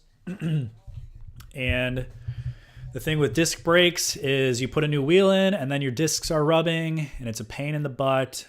And it's one of the reasons I'm not a fan of disc brakes. But, you know, at this point, someone breaks their wheel, has to get a spare wheel, and the rotor doesn't line up perfectly like your other ones did. And now it's rubbing, and now you're like, oh, this is annoying. So that's one of the disadvantages to disc brakes. Whereas a rim brake, you can move your brake a little bit if you needed to. So that's what the mechanics are dealing with now. Looks like some headsets were loose or something. Maybe some handlebars got twisted. So all those types of issues that can happen with crashes.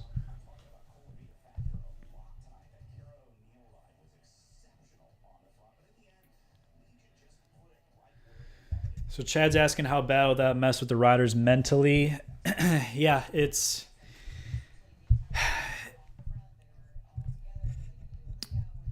the first race of the year, so everyone's nervous, and sometimes it's usually as a racer you just don't think about it. To be honest, if a crash happens, you usually don't even think about it. So I don't think it'll mess with them too much. Physically, it's annoying to have to stop and then restart. So at this point, how long have they been stopped? Like 10 minutes or so. So, and again, it's cold. We're all sitting here in our warm houses, but it's like 55 out there. So definitely chilly, to say the least. Well, I guess it depends on your own where you're from. If some people are from Maine, as we have in the chat, and they're down in Alabama with 55 degrees, that may feel warm to them. So to me, in Florida, when it's been 85, 90, 55 is freezing. That's like winter. So that's like a cold winter day. So that wouldn't be fun for me. And I'd rather just keep the legs moving.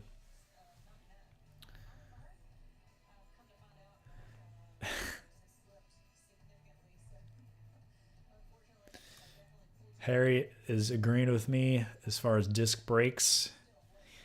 He's saying it takes 3 times longer. Yeah, so for a road race, for example, you're going to have, if time is of the utmost importance where the race doesn't stop, then yeah, the actual time to actually change your wheel and get back in the field is super, super important. And if it takes you longer than a rim brake, then is that benefit of the better stopping outweigh the negative or cons of a longer wheel change potentially? Now in a crit, when you get a free lap, doesn't matter as much how long it takes, but the actual mental rubbing of the brake, whether it adds any stopping power. Now it adds a little bit, but how much is that? Is it 1%? Is it 0.5%? 0.25%? Mentally, if it's rubbing, you're just like, oh, I'm not going fast enough, and it's rubbing, my brake's rubbing. So it'll, you know, just mess with you mentally, in my opinion.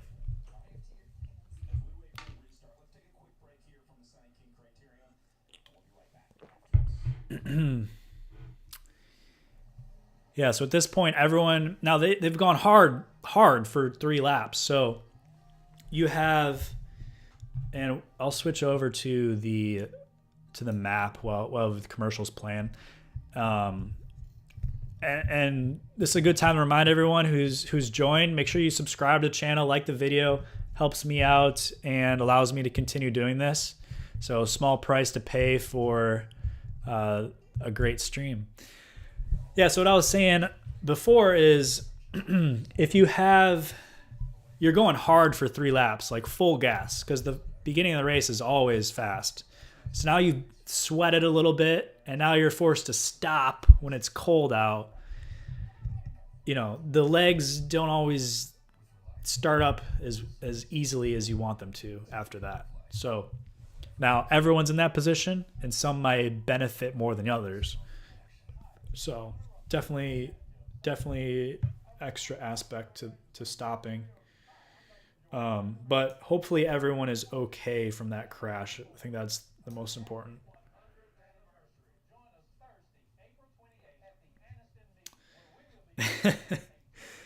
Yeah, Aaron. I bike commuted in Chicago winter, like 16 or 17 miles each way to work for probably a year and a half. And, you know, I went to school in Indiana, so that was cold. So I know what you're talking about.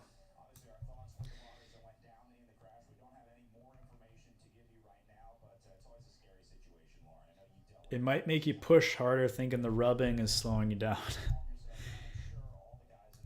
Yeah, I mean you may have to, so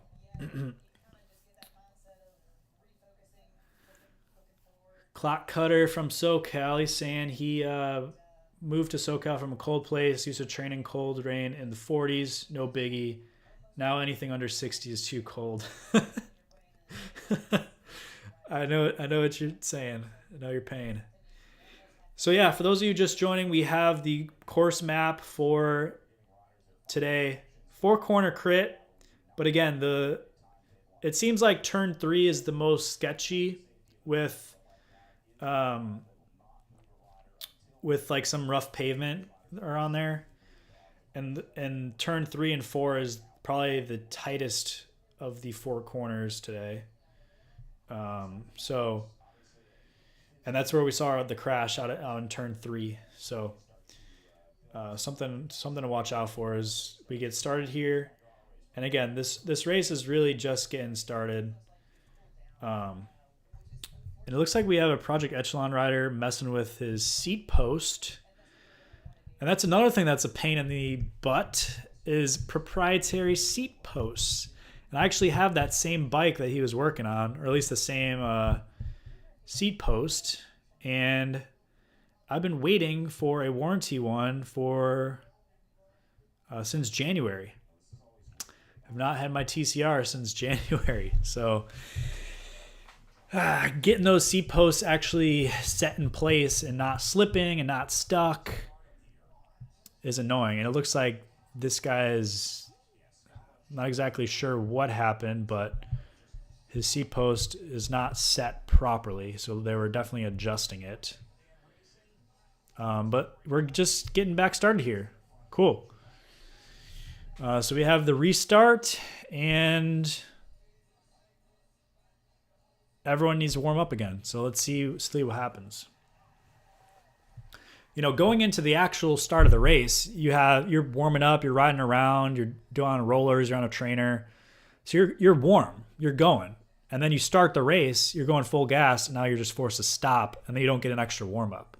So you could see some riders.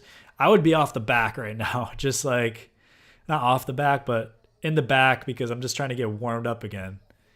And you can see that if you look on the left side there's like a divot from the pavement. So let's see, when they come around there again in turn 3, I'll show you. but there's definitely like an inch lip drop down on the right, on the left hand. If you're looking at it on the left hand side of the road, but on their right.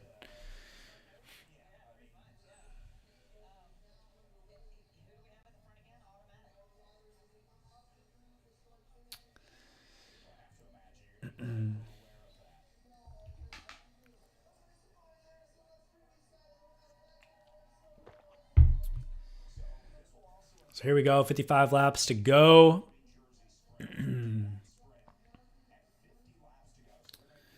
So next time around, I'm gonna time an actual lap and see.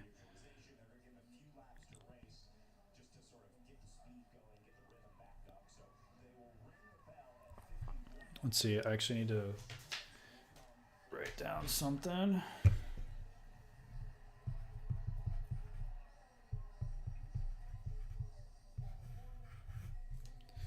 All right.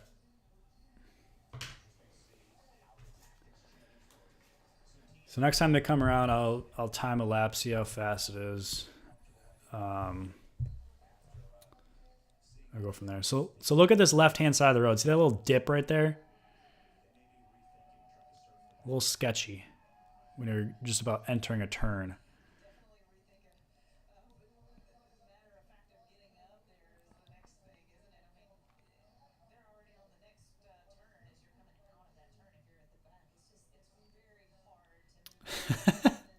It's a very big beer drinking. I actually thought about it, but just water. No, it's actually filled with vodka. Just a whole jug of vodka. All right, let's see here.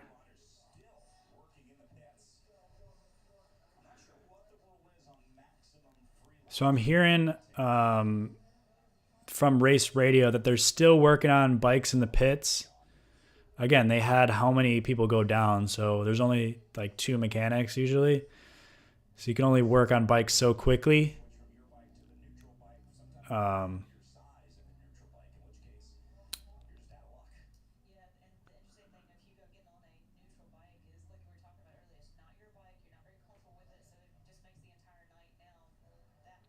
So it sounds like they maybe putting a few people on neutral bikes, and it looked like they had a Liv, which I believe is a woman's brand. Not that it really matters, but the size is actually a little bit different.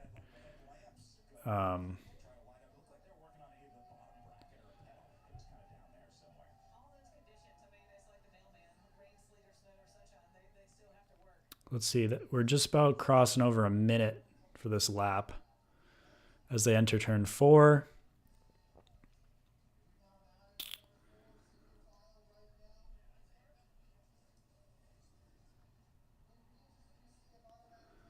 So let's see here.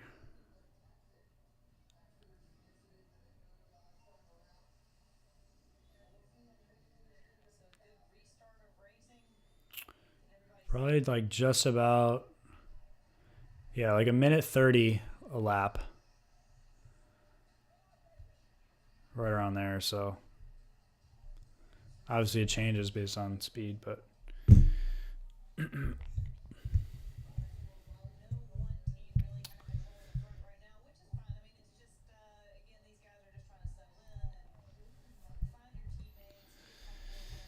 so it looks like automatics off the front at this point. So I'm not really sure what their strategy was in the beginning. Like, I think they just wanted some FaceTime, some camera time.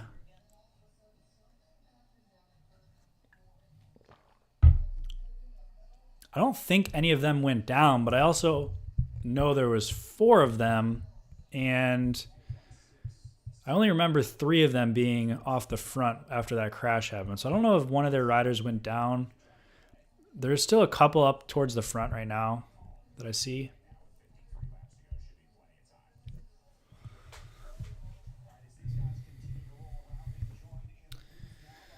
So now at this point, everyone is pretty warmed up again. 10, they've probably been going for about 6-7 minutes. So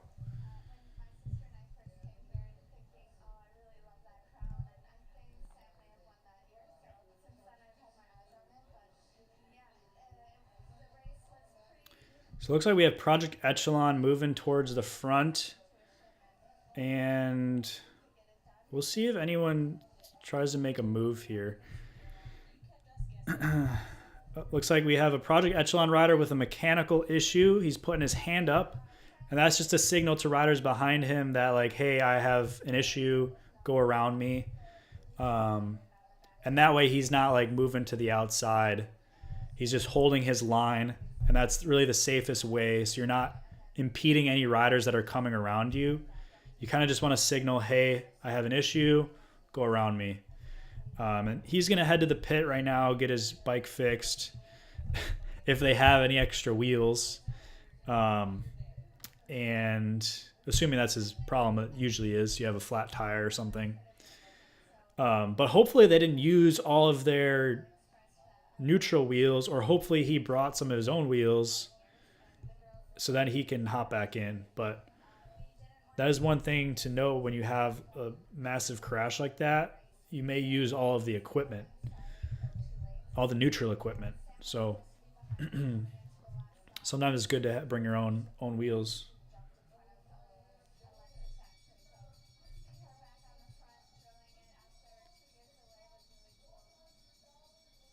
So it looks like we have a $100 preem coming through on the next lap.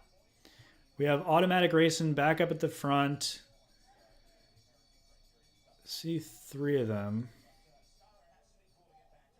And we have a SoFlo / old name is Amino Rip. They rebranded as SoFlo for whatever reason. Not really sure.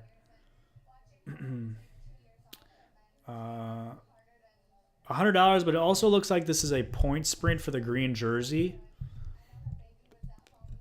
So again, just like the women's race, 7 laps in, mid race, and then 7 laps to go. There's a point race for the green jersey, and this is for the entire American Crit race series.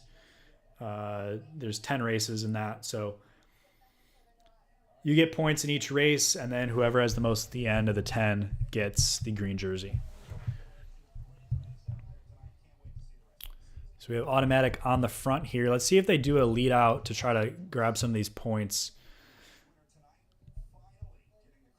So they are doing a lead out. So let's see if... Okay. It looks like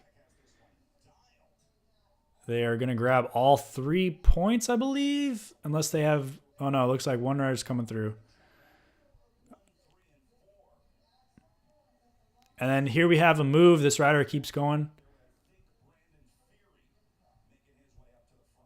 Let's see. What team is this? It looks like Project Echelon, I believe.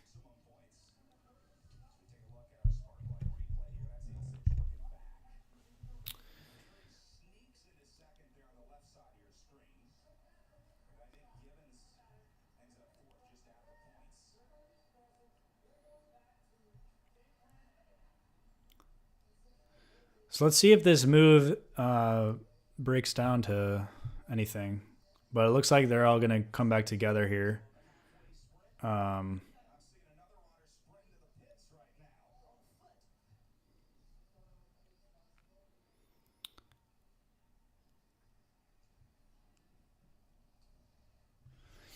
we're just about 50 laps to go. And I just heard over race radio that another rider's going to the pits.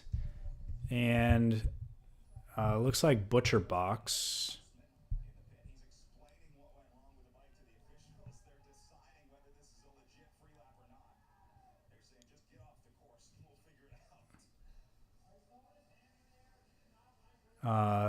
Apparently there's some discussion of whether he has an actual mechanical or not.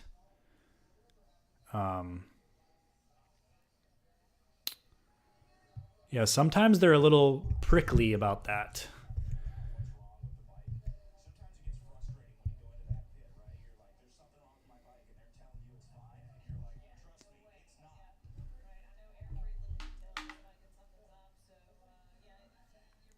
Okay, so it looks like we're going to get a break established here.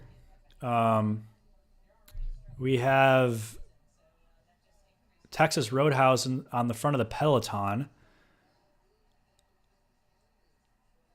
Oh no, so this is not butcher box. This is automatic. Or no, it is. Yeah, butcher box. They had the thing wrong. I knew it.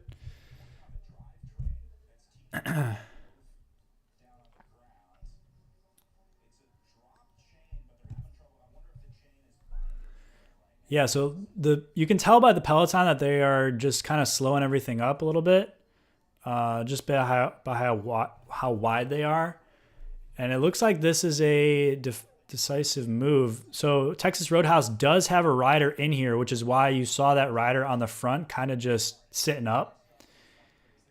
He's going to let his teammate go, and then looks like they are actually getting organized, but look how strung out the field is at this point. They are absolutely going full gas.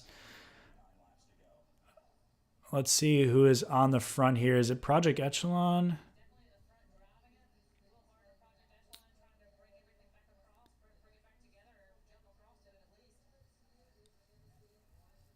So they are fairly organized, but it looks like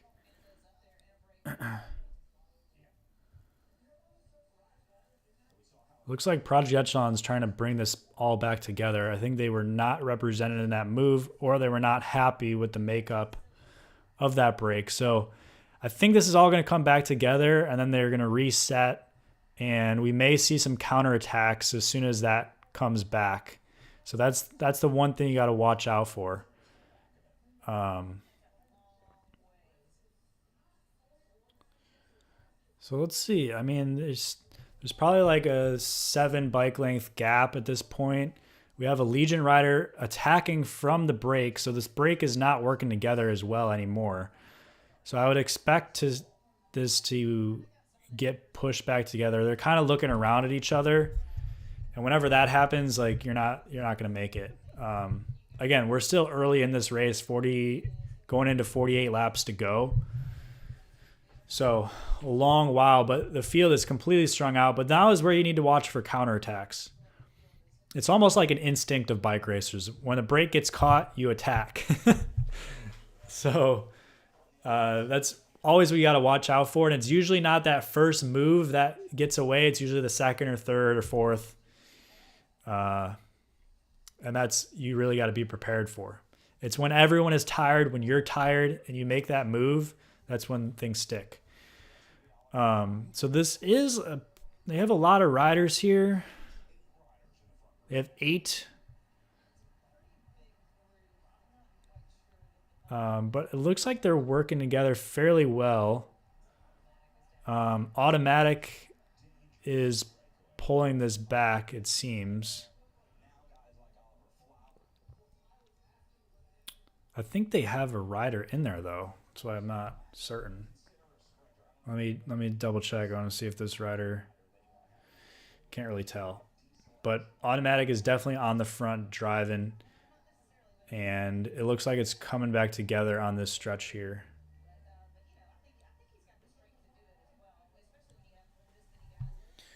So let me catch up on the chat. Let me know any questions you have in the chat. I'll try to get to them.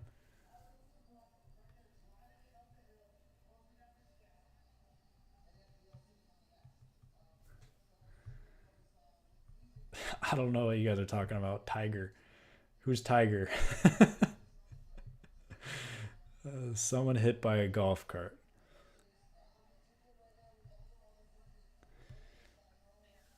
I don't know the cyclist's name, but it's someone with a mustache.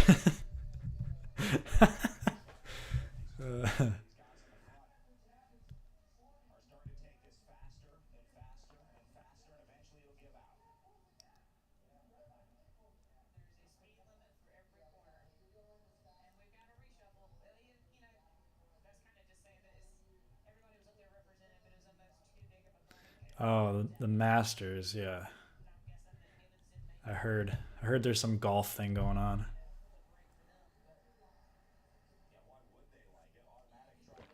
Okay, so everything's back together. We have automatic going off. Looks like a Project Echelon rider is trying to join him. And like I said, here's the counterattacks. That move was caught, and now we have counterattacks going. But it doesn't look like they're letting this go too easily.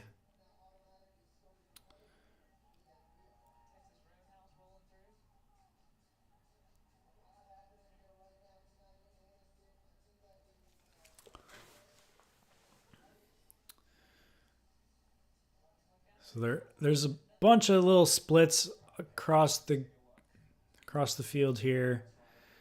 Let's see if they get organized and get established, and the field kind of lets this go. Seems like they're still pushing it. So let's see. Automatic is here, which is good. I'm not sure what team this is.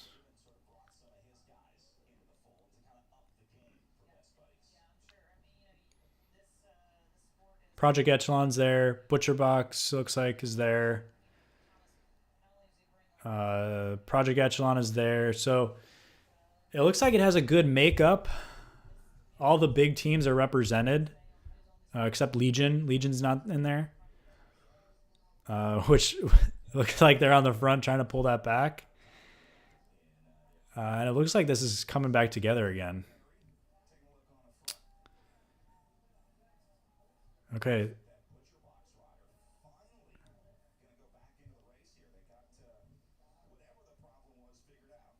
So it looks like this rider is about to rejoin.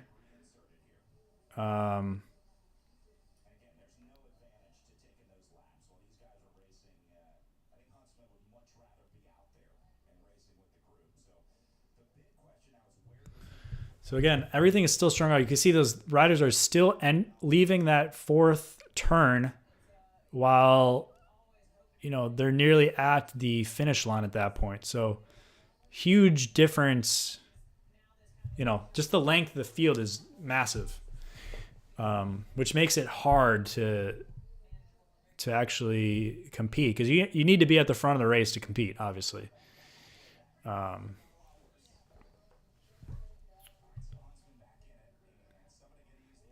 Aaron says, bring back the drone. Yeah, so I mean it's dark now, so I don't know if they're dangerous to fly. I mean that guy was like inches away from power lines, not really caring. Inches away from riders.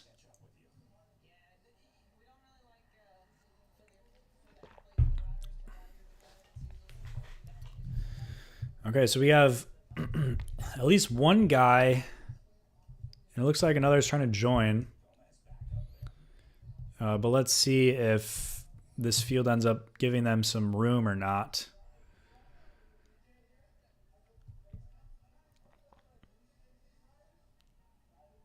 Let's see if these two riders can get together, because right now they're kind of in no man's land by themselves. It would pay for that front guy to just a soft pedal for half a second, let the other guy catch on, and then actually work together, because there's no way you're doing that solo for 44 laps. There they go. Okay, so they're connected at this point. So now let's see if the field sits up, gives them some room. It kind of looks like they are. They're not super strung out. So this may be the, I'll say this is a move that they're going to give some space to, but it's not going to be the winning move for sure. They'll pull this back easy. Two guys versus 80 other or 90 other fast guys that are hungry are going to want to get to the finish. So Michael Hernandez, though, is a beast of a rider. He is a local Florida boy, and he is the U23 crit champion. So he can just go full gas all day. And his name of the game is just lapping the field. That's what he loves to do. So we'll see if he has the power to do that tonight. But they do have a pretty big gap. So definitely strong guys. I mean, Hernandez is no joke of a rider. I mean, he's a strong rider.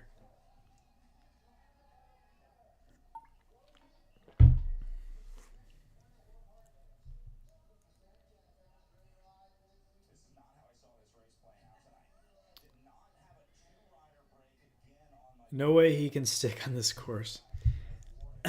We'll see. I mean, look how the field is sitting up at this point. And it looks like another Amino Rip is trying to get up there. And Amino Rip races against Hernandez all the time, so they are aware of his strength. But this field is not in any urgency to pull back these two guys. But we'll see. Hopefully they can do a wide angle shot and I can see how big their gap is. Oh, look at, they're on 10-second gap. Okay. But again, 42 laps is a long time to go.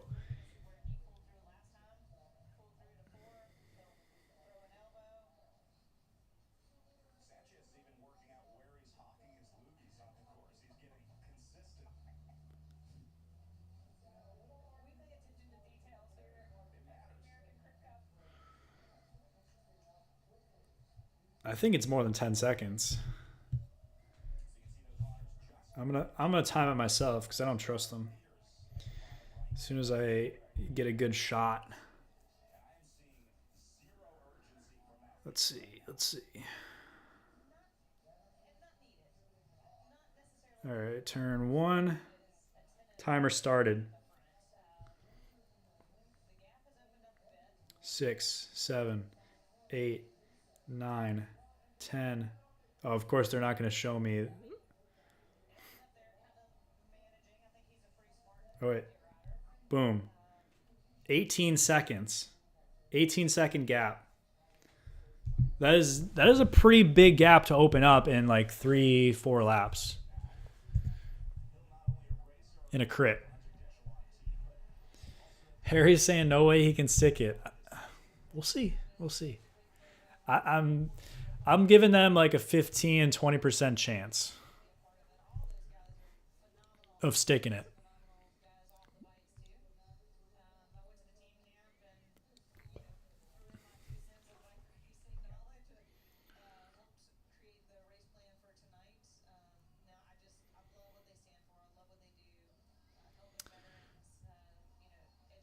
Yeah, I mean, as long as these guys can continue working together well, it's really just like chase the motorcycle. Chase the moto. And really what you want is you want to get that half lap so that when you're turning the corner, you're turning like corner 1 when they're turning corner 4. Because then you're out of sight. And at that point, then you can really put the pressure on. Cool. So while they're showing a commercial, we'll go back to the course. And for those of you who just joined in, we have 4-corner crit tonight, as you've seen. And the front stretch has a slight rising sprint to it. Backstretch. The wind has died down a little bit, so it's really only like 7 miles an hour. It's not too big of a factor anymore. But yeah, so that's the course for today.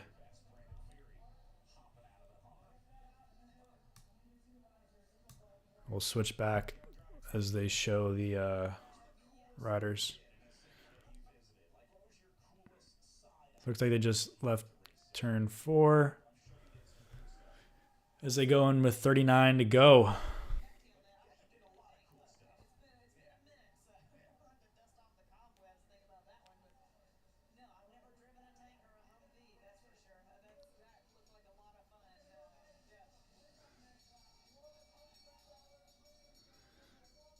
So it sounds like they have a $100 premium on the next lap. And I don't think they're going to fight for it. They're just going to kind of whoever gets it. And they may pick it up a little bit, but it's really, you got to, if you're time trialing, you just got to go threshold, you know.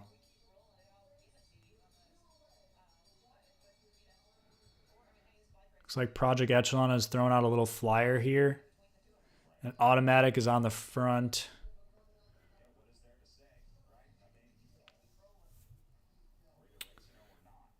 This is going to be exciting.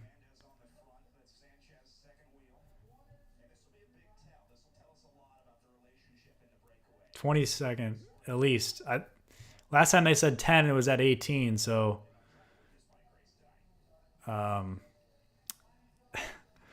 they still got a long way to go.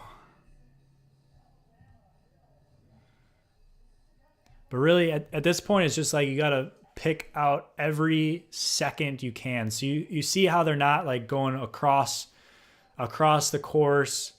They want to just take it, hold the outside, take the inside to the outside, take the outside to the inside, and just hold that pace. You don't want to be weaving across the course because that just adds, even though it's a very small amount, it adds some time. So you want to take the smallest line possible. And it looks like the field is starting to put the pressure on.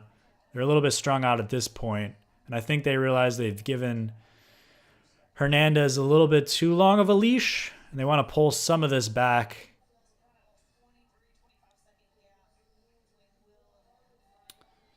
And Will Harden, nice.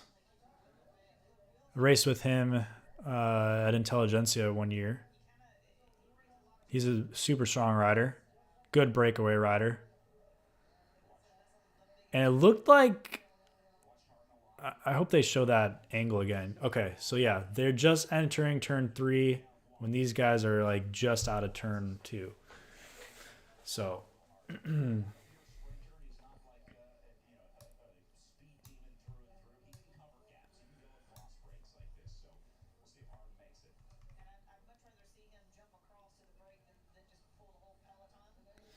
no, unfortunately, I didn't record the amateur. Sorry about that.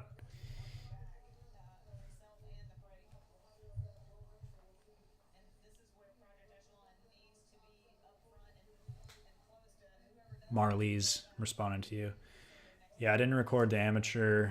I only recorded the pro women and pro men.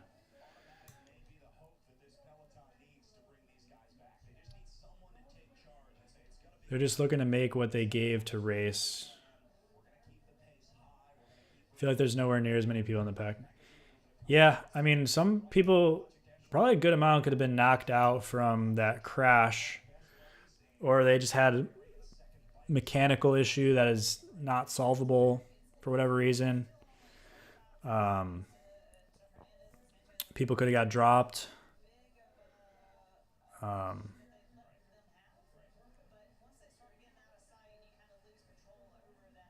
Yeah. So, number of reasons why the field could have gotten a little bit smaller, but let me see if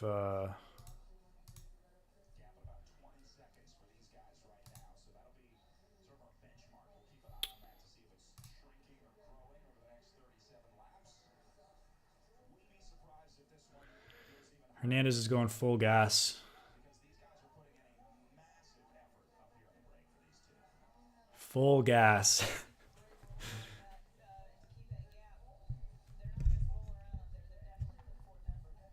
I think someone was asking if Chaz Turman or the VC is here. I did not see them on the start list. So they are not here today.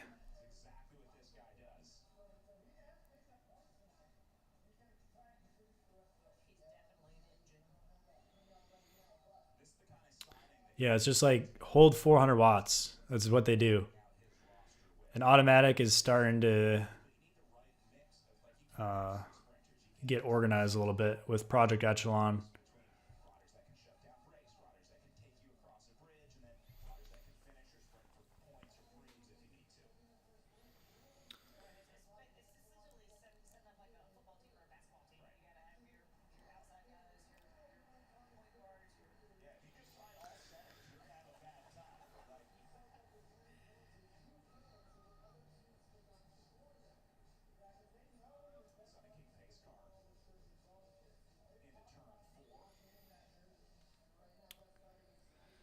So let's see what happens here. It's getting interesting.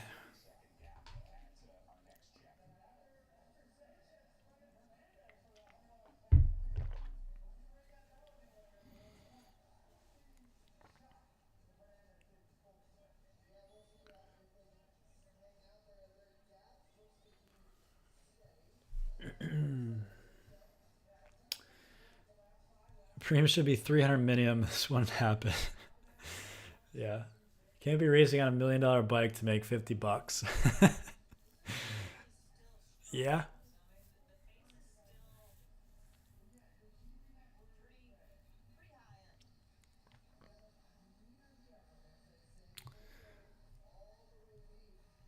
They're going full gas, but Hernandez looks fresh still.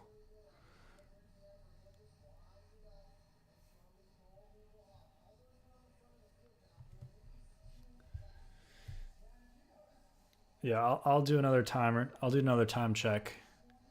They say 20 seconds. We will see. As soon as they go through the start finish here. Oh, they already did that. Never mind. It looks like they almost have half a or a straightaway lead.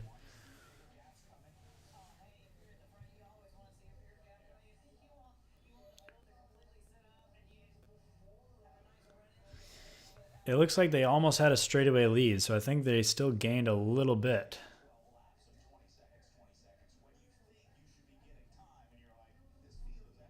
I think it's like right around 22-ish.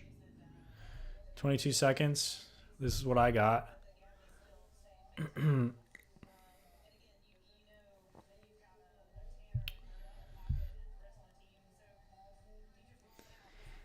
I mean, at this point, they don't necessarily need a larger gap. All they have to do is hold the gap they have. So if they can do that for the next 32 laps and then give up 5-10 seconds, they still win with 10 seconds. So all they got to do is hold what the field is holding.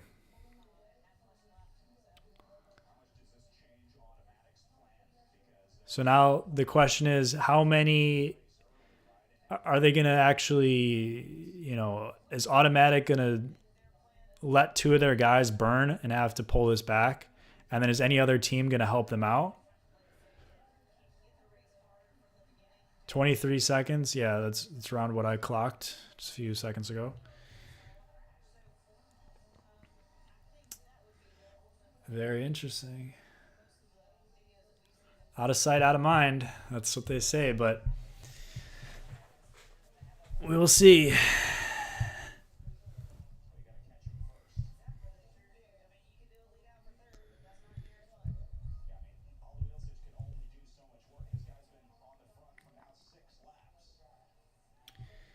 I mean, really, I've only seen like one or two Automatic guys and then one Project Echelon. So it's really 3 versus 2. So they don't really have, and no one else really wants to help Automatic because then they're just going to out sprint them with Thomas Gibbons or, someone else. So it's really like, unless Legion gets in there, but they only have 2 guys. So why would they help when Automatic has 4? Project Echelon has a bunch of guys, so why would anyone help them? So they may just let this go to those 3 guys until everyone gets anxious towards the end, at least.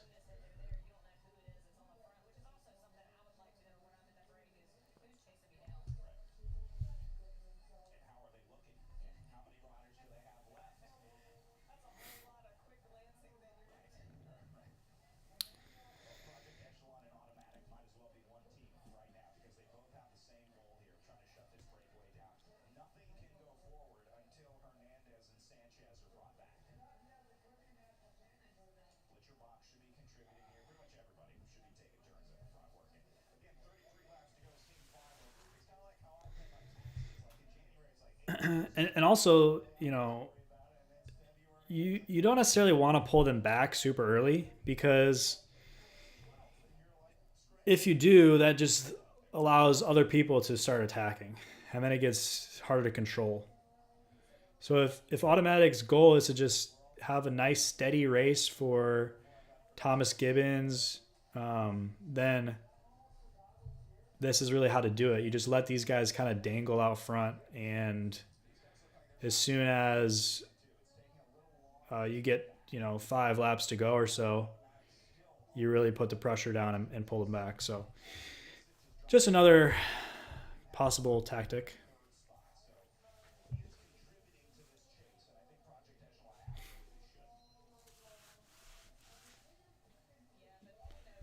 I think everyone realizes there's a long way to go still. I mean, we're not even halfway done yet. So it's a long, and they've definitely lost time this last couple laps here from what I'm seeing here.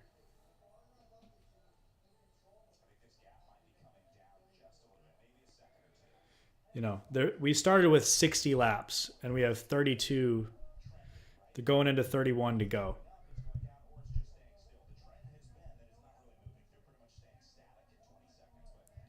Yeah, I kind of like 21 that last time. So maybe lost like a second, but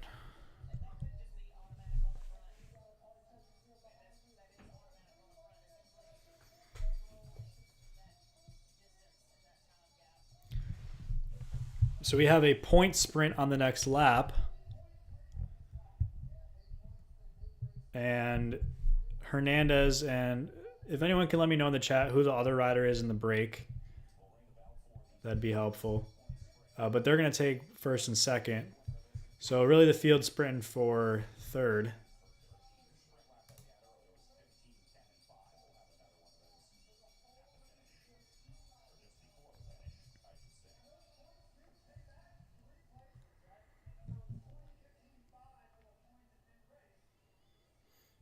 And if the field really goes for this point sprint for third, you know, that could bring down the gap 5, 6, 7 seconds fairly quick.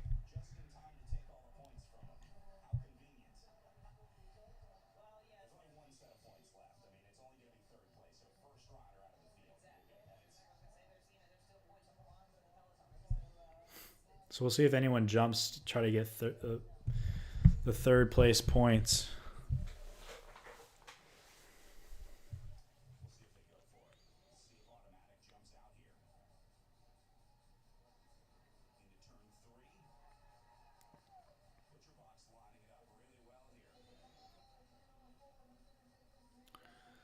So looks like we have Butcher Box leading it out.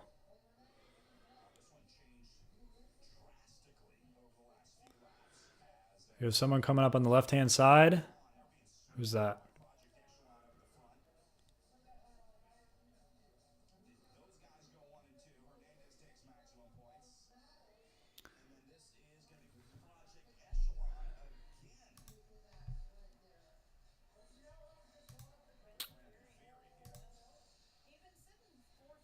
So it looks like Brandon Fury got third place points for Project Echelon. So he finished second in the first sprint and now finished third. Hernandez gained top points, first place across the line. Augusto Sanchez is the other rider in the break with him. So Hernandez, Sanchez, and Fury for the first, second, and third for that point sprint right there.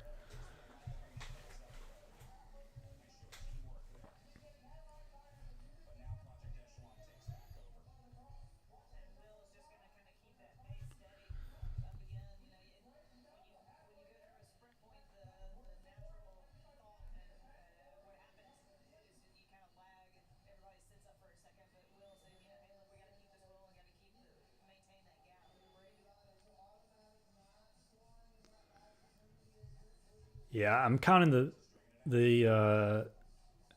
the break came down significantly. I counted like 13 seconds. So they have lost a lot of and now they're looking back. Sanchez is looking back. Hernandez is looking back. They are realizing that their time is limited.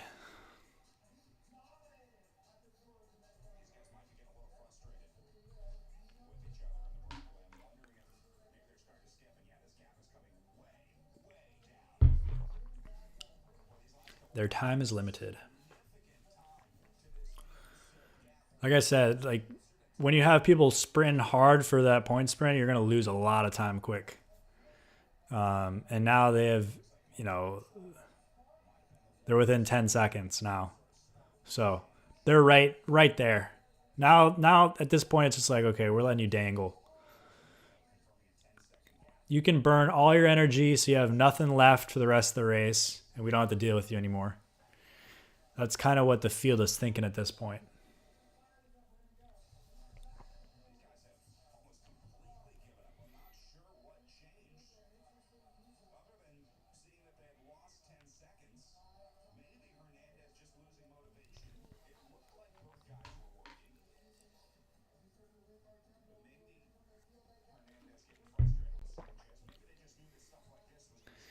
Okay, now we have some counterattacks going. This is coming back real quick.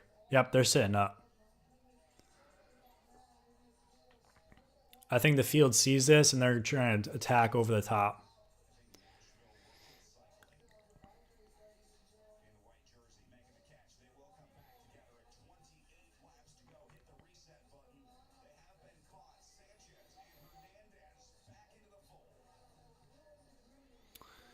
Solid move, solid effort. But I think it was just a little bit too early. Too early in the race.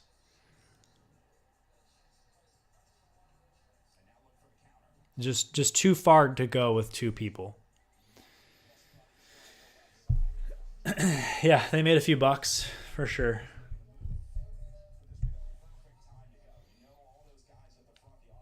And here we have the counter moves going. Looks like we have a butcher box.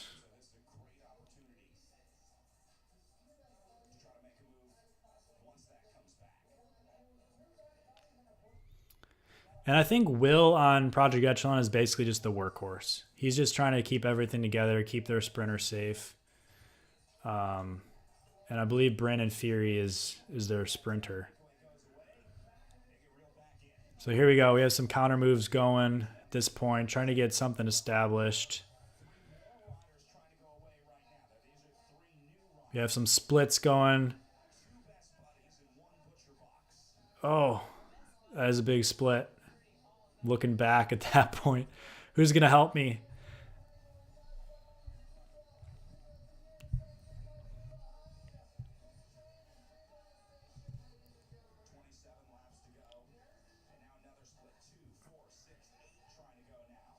So we have a group of 8. We have, looks like 2 Project Echelon. Let's see if...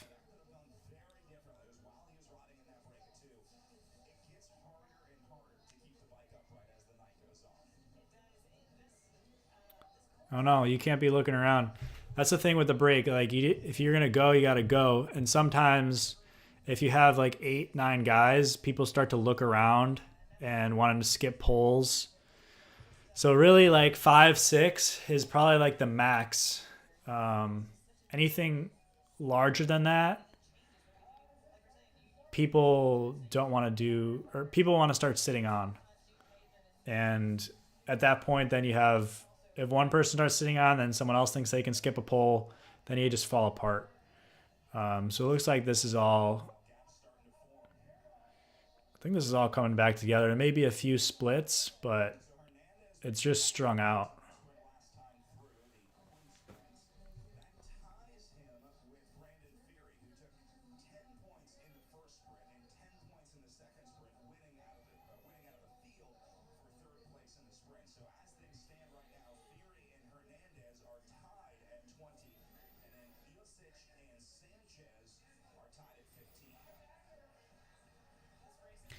So right now you just have all of the breakaway riders trying to just get away because they know they're not going to be doing well in the field sprint. They don't really have a shot. If the rider, if like me, for example, I'll be able to hold a wheel in the field sprint, but I'm not going to be winning it. So if I want a shot to win, I have to find myself out in the front in a limited group and then try to win a sprint from those limited guys that are more TT based fitness than raw sprint power. Almost out of the vodka. Gotta get a refill. Wink, wink.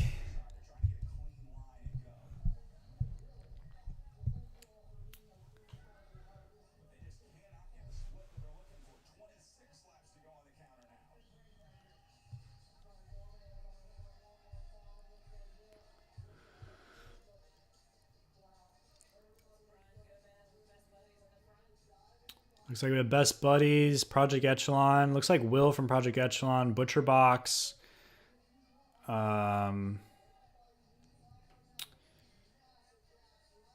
Legion. So a good makeup of a mixture of teams for sure.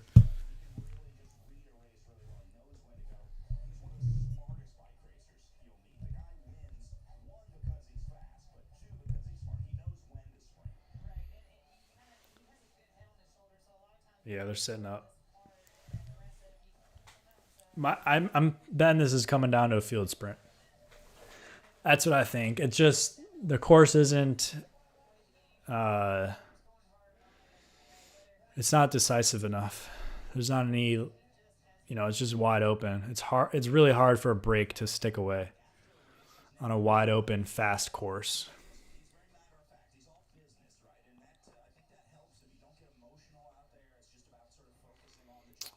Looks like we have another move from Legion, it looks like. Might be Ty Magner.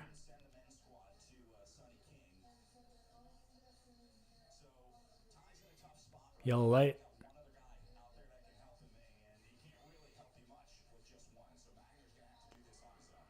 Just kind of looking around.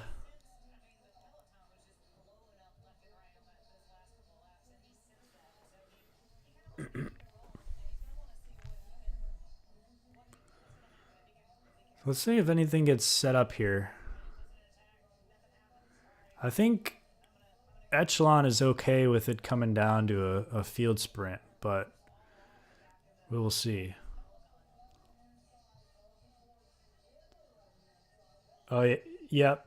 So Corey Lockwood is in this race. I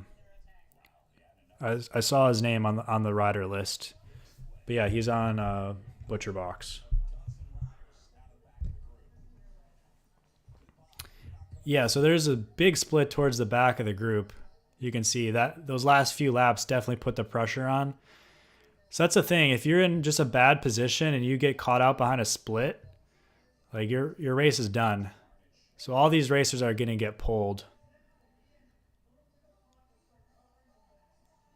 So we have Supra. Looks like there was couple automatic guys in there.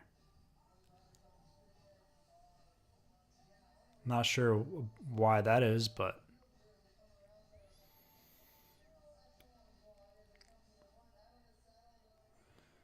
we'll see. That's kind of a big group. So if they can get together, they might be able to make it back, but it's really hard. Really, really hard to do that. Because you're just on the back foot at that point. It's hard to get all those guys to work together once you've been dropped. It looks like someone had a mechanical or he was calling up teammates.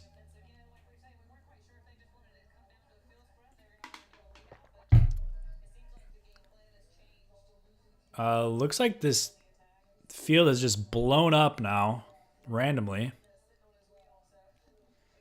I think this is the front of the race.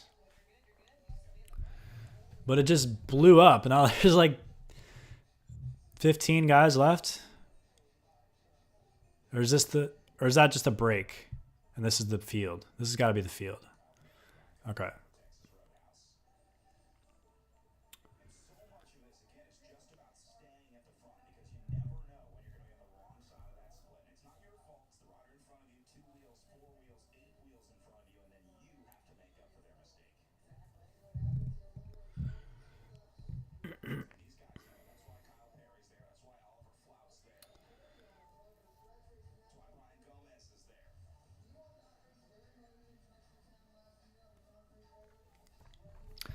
So here we go. Let's see. Is that break still out front or what is going on? There's just splits all over the place. I don't know what's.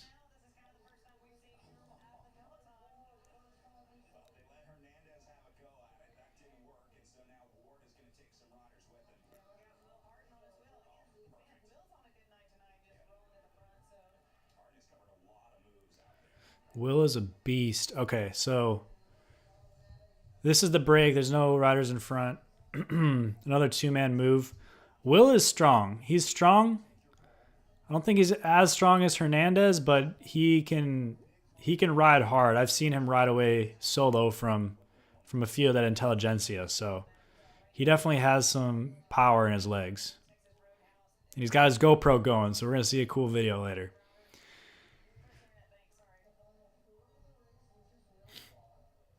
Thanks, Steven. Yeah, got it. Was a field off the back. Now we have 2 riders in front and peloton chasing. Yeah, it's really hard to get away with 2 riders, but sometimes that's all the field lets get away, you know. If there's 5, 6, 7, 8, they understand that it's a lot more threatening.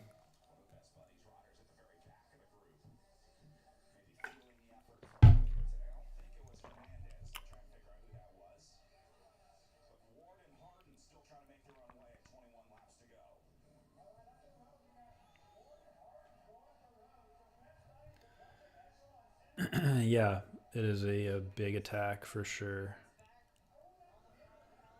Or 21 is a long way. So I meant.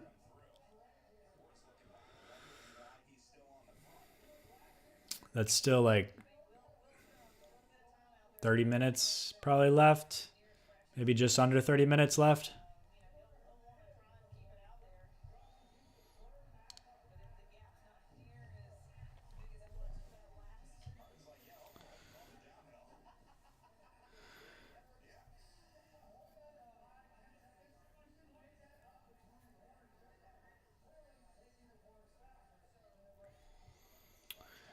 So Will is on Project Echelon, so Project Echelon is not really going to do any help.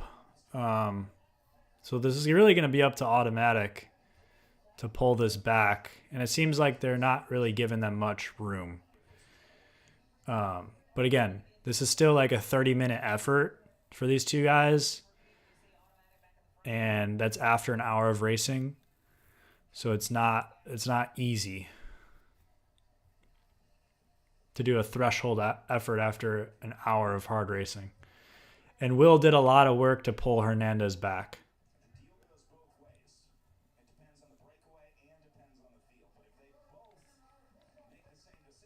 So it looked like there was a split.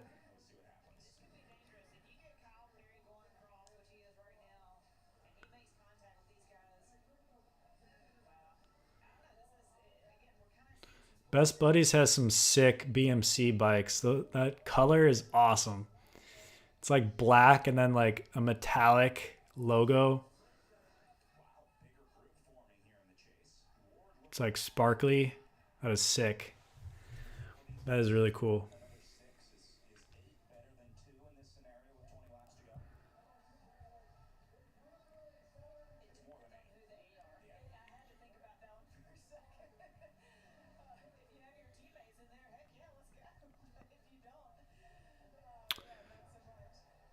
Coming into 19 to go.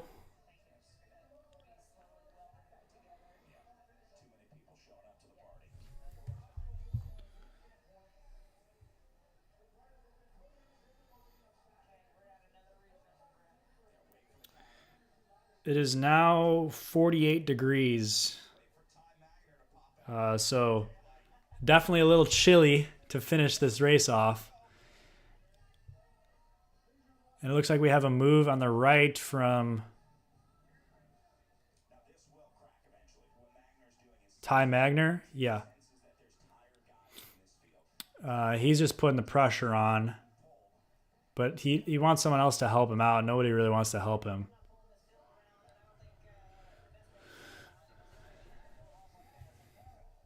Yeah, this field has started to splinter to pieces a little bit.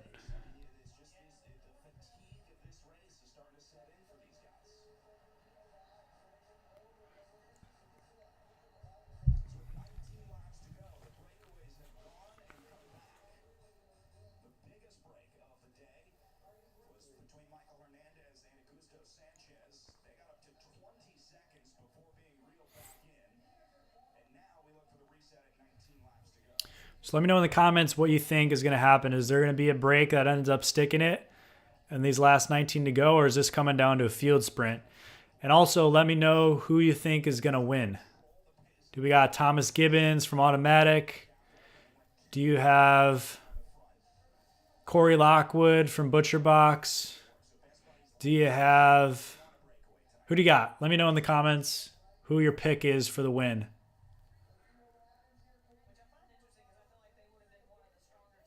But yeah, this field is starting to splinter to pieces. Everyone is kind of tired at this point. But yeah, we definitely have a limited group. There's a lot of dropped riders. So we have a cash preem for the next lap.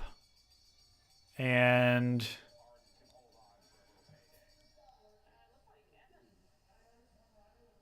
I think they said $100, but I'm not positive.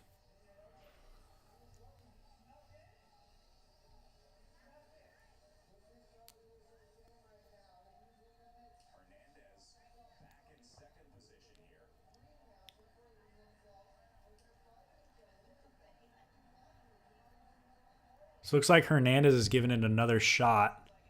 He's out second wheel right now. $200 preem. So these riders are off the back, it looks like.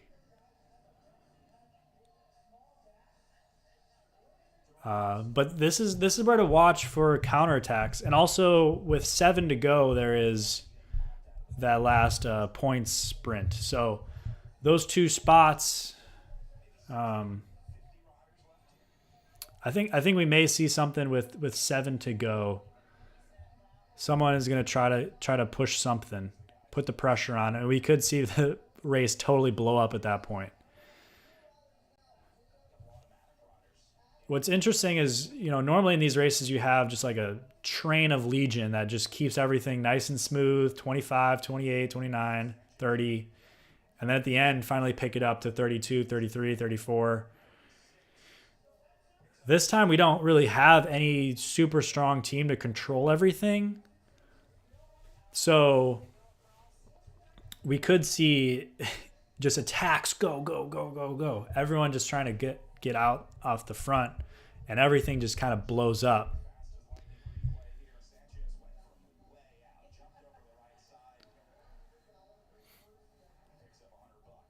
So it looks like Sanchez was able to take that preem, $200 in the pocket.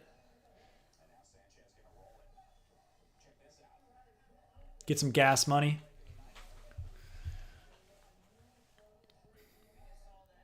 And it looks like he's just going.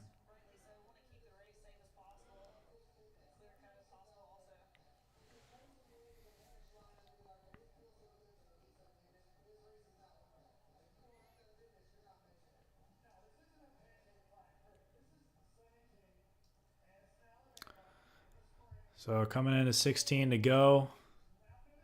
Looks like we're going to have a 3-man move.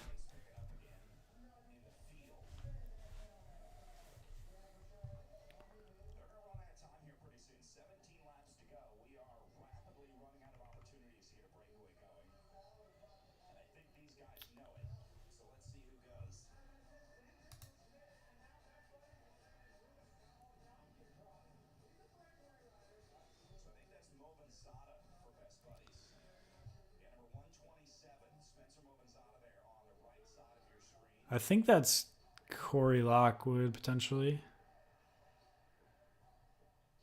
on that break.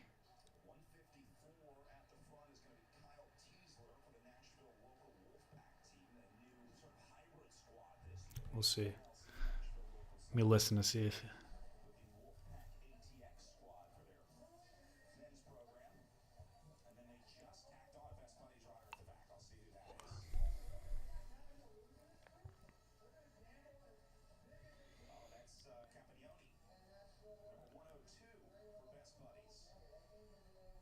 I believe that's Corey Lockwood and one of the Butcher Box guys, and he's freaking strong as hell. So watch that. See if he is able to make this happen.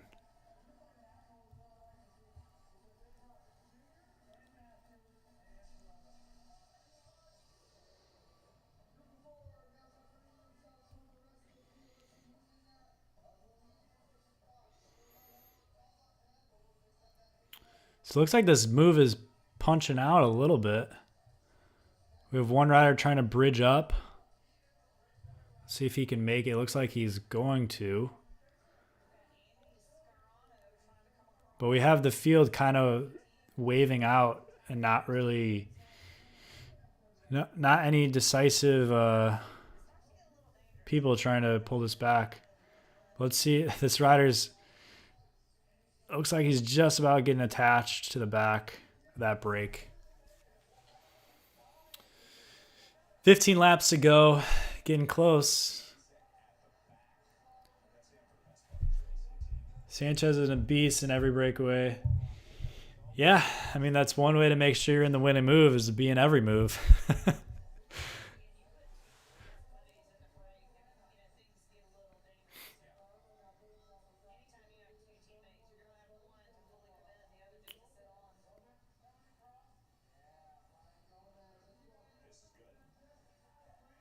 So like I was saying before, there's not really one team that's strong enough to control everything. So we very well could see this break ended up sticking it to the end. I mean, there's a good makeup of riders. It looks like they're working together well.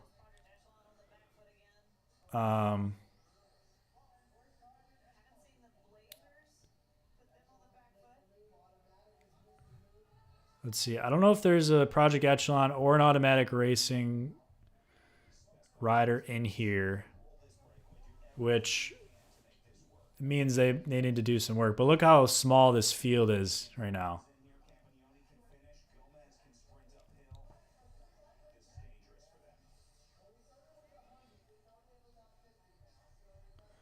So we got 6 riders here.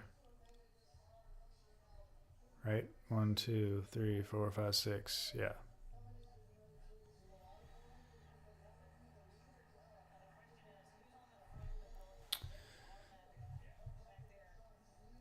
What's up, Deborah?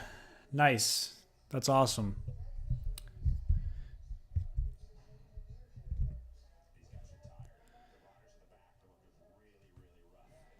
Ever try to close a breakaway that had a big gap? How did it work out? Yeah, I've done it once or twice. Remember that one time I dropped you up that climb when we were doing the horrible 100? You couldn't catch my break? Where's my mic? Drop the mic. So guys, let me know in the comments who you're picking to win, or just give me a team. Give me a team who you think is going to win. We have Best Buddies, we have Butcher Box, we have Automatic, we have Project Echelon, we have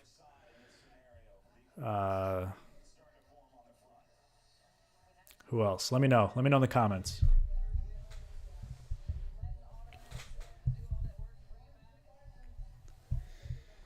$13 laps to go.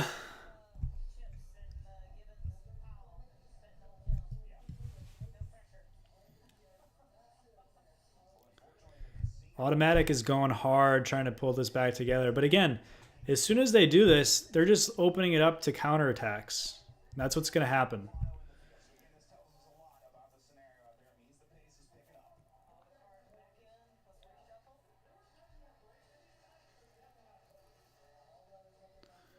You know, if you blow all your lead out guys. Oh, it looks like that's Gibbons on the front, which is not good for him. I lied. Not Gibbons.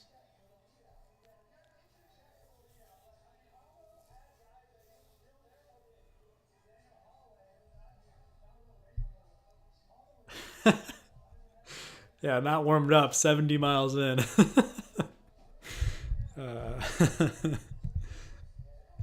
Just giving a hard time.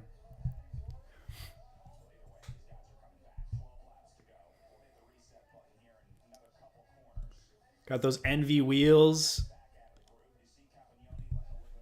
Got the classic. You can always tell the Envy logo spinning out there.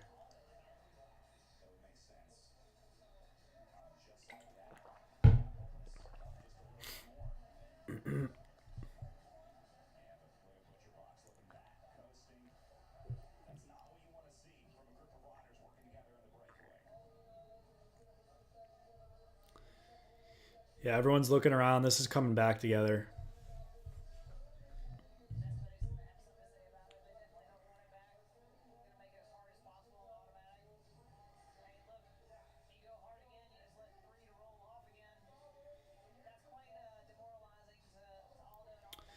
I'm calling Thomas Gibbons for the win. So we can just mark it down right now. I know El Viajero called best buddies. I want to hear from Harry. Harry, who do you think is going to win? I want to hear from Steven and Clock Cutter. You guys have been active. Let's hear who you think is going to win here. From Aaron Hamlin. Let's hear it.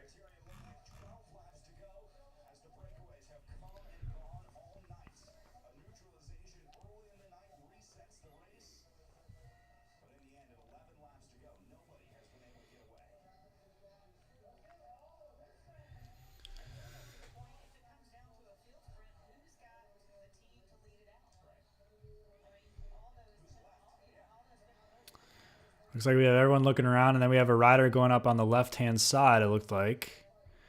Everyone's taking a second to get a drink in. That is one of the most important things, especially when you have an hour and a half race. You need to find time to get fluid in. You need to drink water, because anything over 45 minutes, you really need to start bringing in some extra liquid. Probably around now, in the next couple laps, you probably want to take a gel down if you can. Usually what I like to do is just have like sugar in my bottle. So whenever I can take a drink, I'm getting sugar at the same time. You need to be topped up for the final sprint here. So you can see it looks like Will Harden taking on some fluids.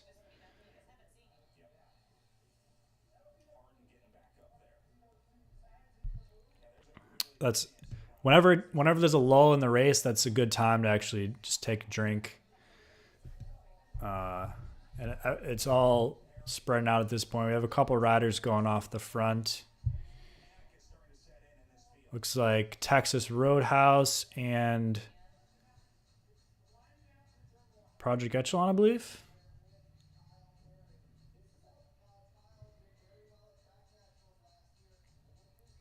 A few other riders trying to join them. A little bit of a split. But this field is really dwindled down to very, very few left. We started with around 100 or so riders. I think we're down to maybe 35 as we come in with 9 laps to go, I believe.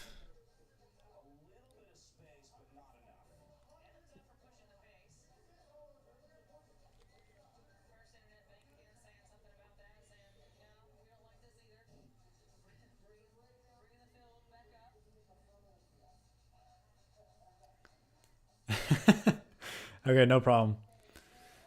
136. Who's that? I need to look. I don't know who 136 is.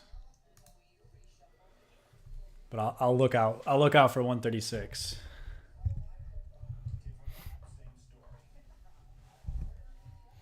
Nine laps to go. Now remember, in 2 more laps, there is that final point sprint. So that could be the launching pad for a late breakaway.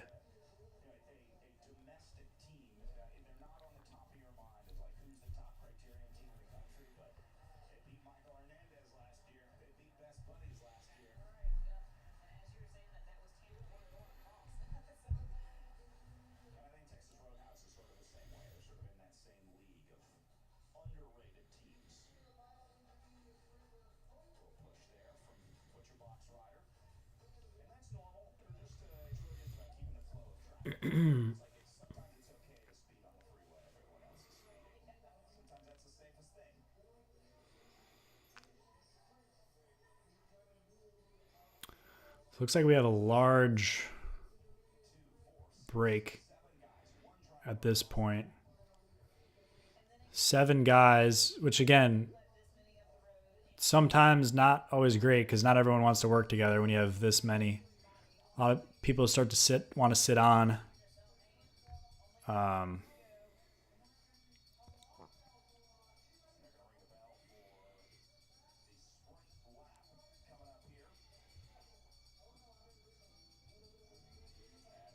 think they're a lap early, but it looks like the next lap is going to be the point sprint.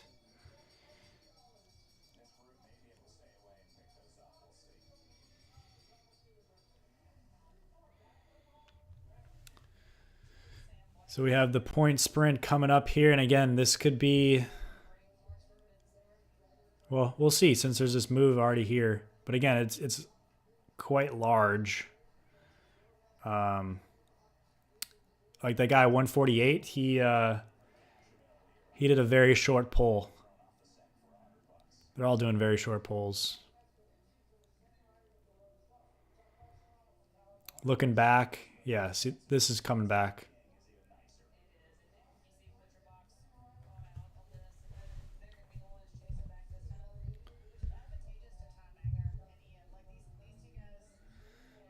Aldo Ilisic.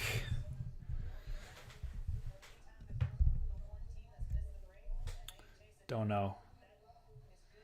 The game start.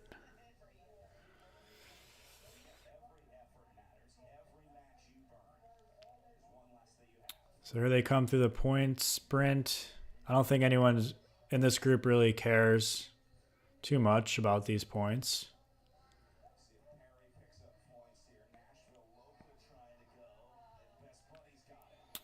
So looks like Best Buddies is picking up the maximum points.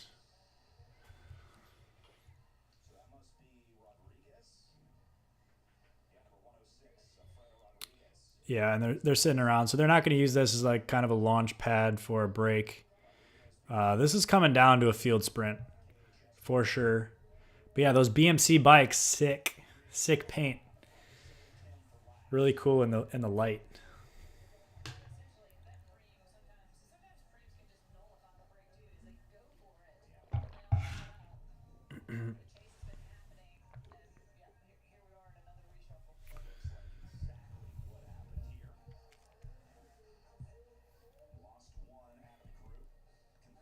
So here we go.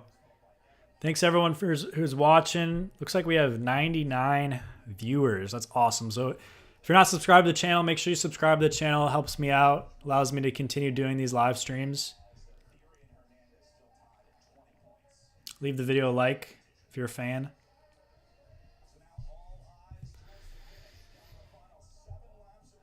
Almost there, guys. Looks like we have another move going up the left-hand side of the road. Doesn't look like this is going to amount to anything.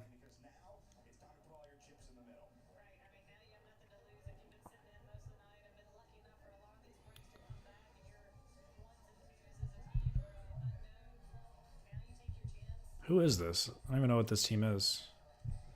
Red, white, and blue.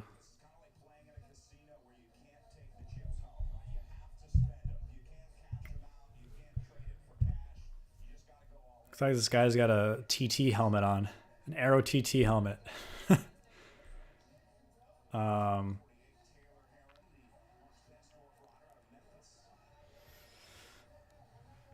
So let's see. Let's see if anything...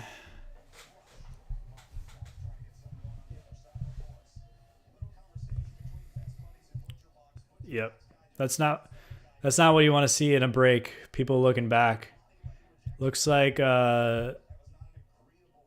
Texas Roadhouse is recognizing that they're not working together well, and he just said, I need to go. Now he's looking back. He's on the hoods. He's looking back. Yeah, he's giving up. He doesn't want to do that solo. Taking a drink.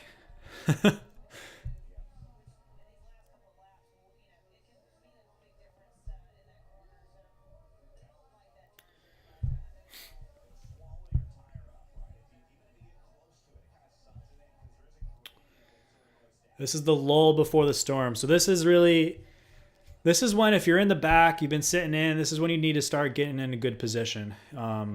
This is the time where everything is slowed down a little bit. You need to find your way to the front and position yourself well for these last 5 laps, because going into like 3 to go, it'll probably be strung out. So right now, when everything is slow, you want to use the least amount of energy to move up. Now is the time to do so.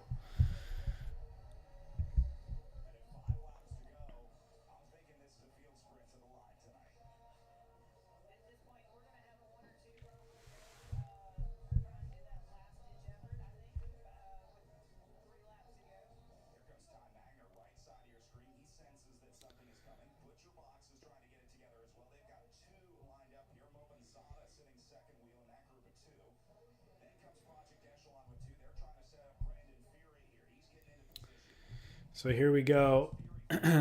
Everyone's kind of getting situated with their team. This is when everyone's lead out train is getting situated. And again, like I said, if you're like a single rider and don't have really a team there, at this point it's getting strung out a little bit. But you want to move up when the race is slow. Get into position when the race is slow and you don't have to use as much energy. So there was a little bit of lull where everyone is getting organized. You could see Best Buddies is getting their lead out organized. We have 2 Butcher Box on the front. We have Project Echelon getting organized. Looks like someone either got dropped or some mechanical issue here.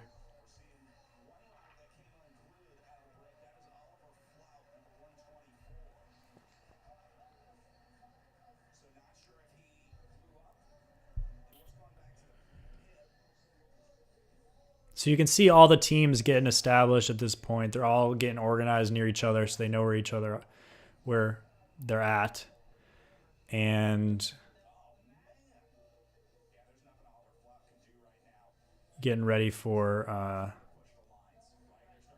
the final sprint. So it looks like that rider ended up having a mechanical issue.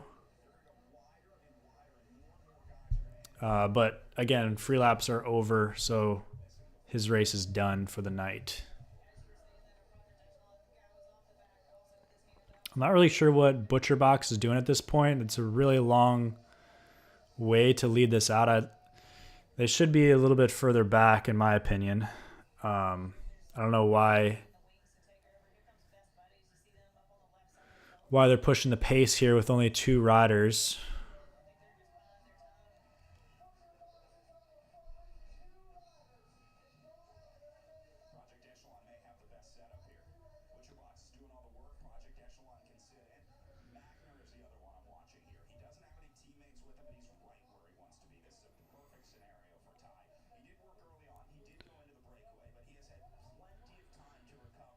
So we have Best Buddies, we have Project Echelon, all organized. Another rider to watch is Ty Magner from Legion. He's got a good pop.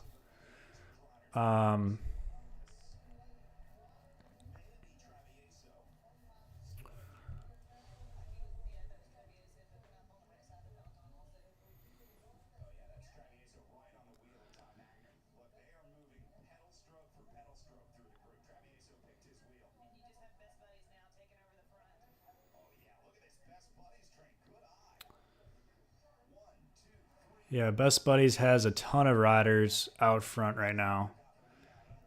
They're getting organized.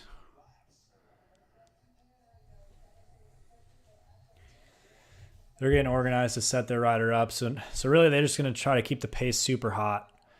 And really, this was all practice. So I did a video this morning for the Glades race I did, where Best Buddies was dead set on it coming down to a field sprint. I was in a good break of like 8-10 riders, and they went full gas to try to pull us back. And this was in a road race. So they were definitely trying to fine tune their lead out, and it's for this purpose. So really, they're just going to have one rider go full gas for half a lap or a straightaway, pull off. The next rider goes full gas. And then hopefully they let their sprinter off with 150 meters to go. That's really the game plan here.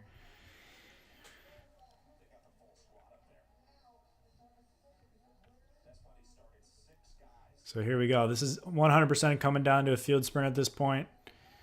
You know, you may see like someone doing a Hail Mary flyer, but for the most part, this is coming down to a field sprint. We have Ty Magner right on the Best Buddies train. So watch out for him. He's going to follow that Best Buddies rider and just use their lead out. Since he doesn't have any teammates here, he's got to kind of just freelance his way through the peloton. So here we go. Last lap. Coming through. And at this point, Best Buddies just got to go full gas.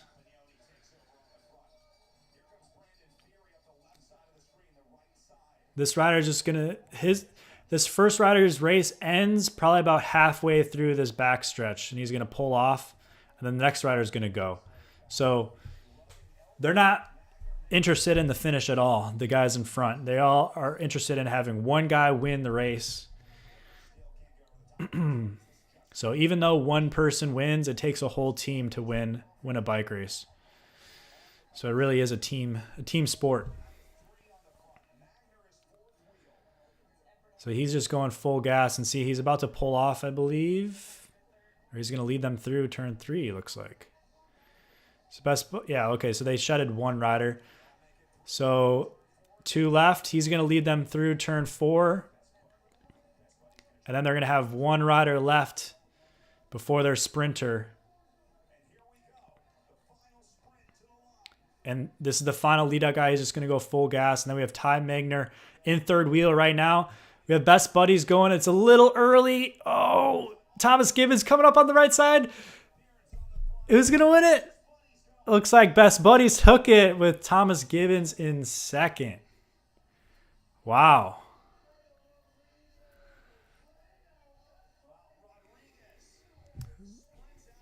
Best Buddies played that absolutely perfectly. They timed it. I thought he sent it a little bit early, but he was able to hold everyone off. That was a great sprint. Great race. So let me see if I can pull up the actual finish here quick. Okay, so I don't have it yet. As soon as I have the results, I will make sure to let you know. So yeah, at this point, I thought he just left a little bit too early. But one thing to note is you could see that the second lead out guy, so when he pulled off, he didn't go all the way to the barriers because, so you have the lead out like this, right? This is the sprinter. He's going, and he just went off just enough to let his lead out guy go, or his sprinter go. And that way, Ty Magner behind him either had to wait until his lead out guy went back, or he had to go around, which was just enough to let Best Buddies win. So when you're a lead out guy, just because you're done, you still have a significant strategy that you can pull off at that point.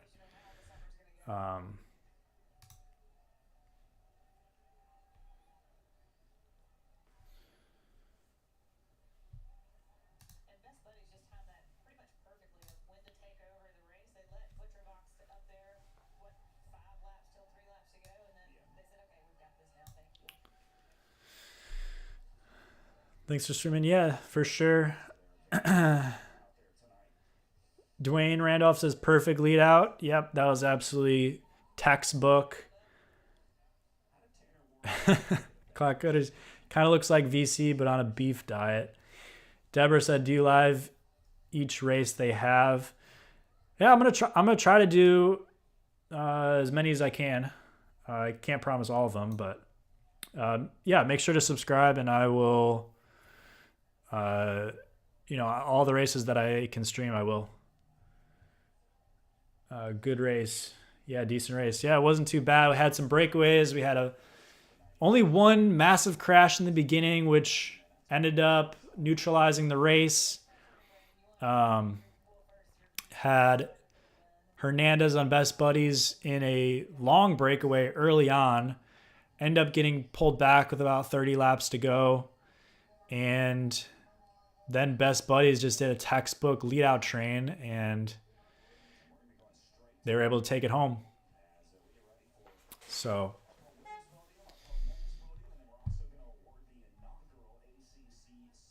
let's see.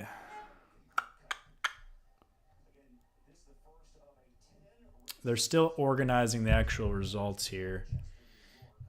Trying to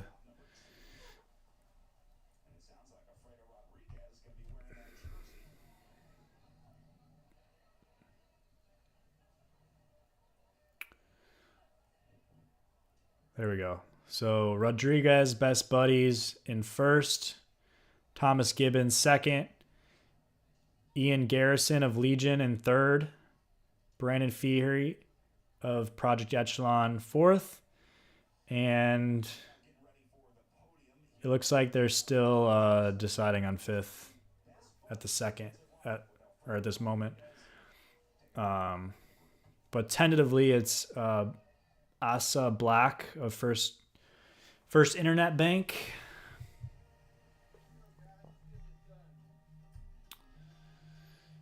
Cool. Yeah, thanks everyone for joining. And yeah, make sure you subscribe, like the video, helps out the channel. And I will be sure to stream as many of these races as I can throughout this year. And we'll go from there. So I'll stick around for a little bit till they give the official results. And then we'll call it a night. So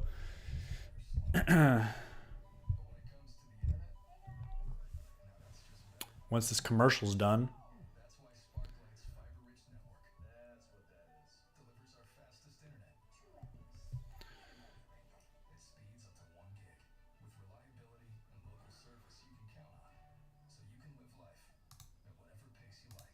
So let me see if I can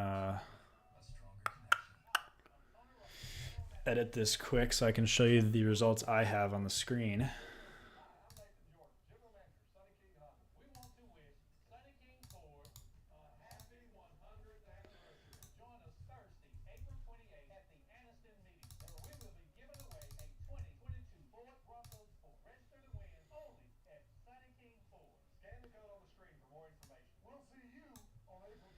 All right. Whoops.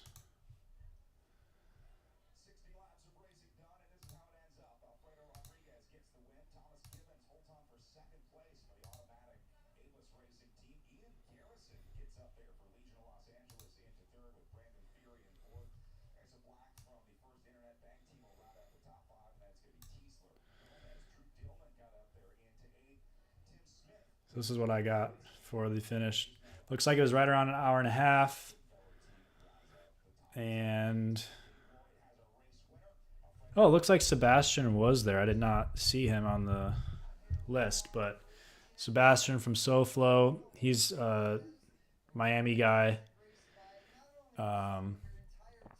Yeah, Best Buddies took first, Automatic second, and Legion in third.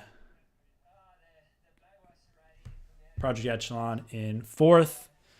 First Internet Bank, fifth.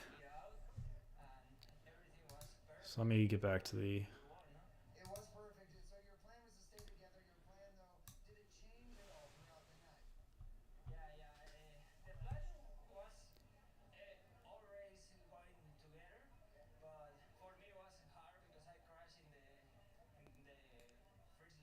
So it sounds like Rodriguez crashed in that first couple laps. So his hand was hurt.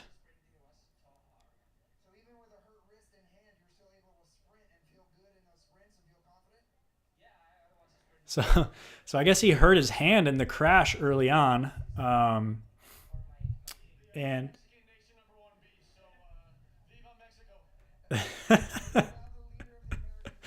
So their plan early on was to have it come down to a field sprint, and it sounds like he hurt his hand early on, but was able to pull it off. So that's pretty cool. Cool. Thanks everyone for joining. We're gonna end this live stream right now, and hopefully we will be back soon. I believe the next race is May 21st in Rochester, New York. So as long as I'm available, I will try to live stream that. So stay tuned. Make sure you subscribe and tune back in. Check out some of my other videos of races I do, and we'll try to live stream the next race for the rest of the year. So thanks for watching, guys, and we will see you soon.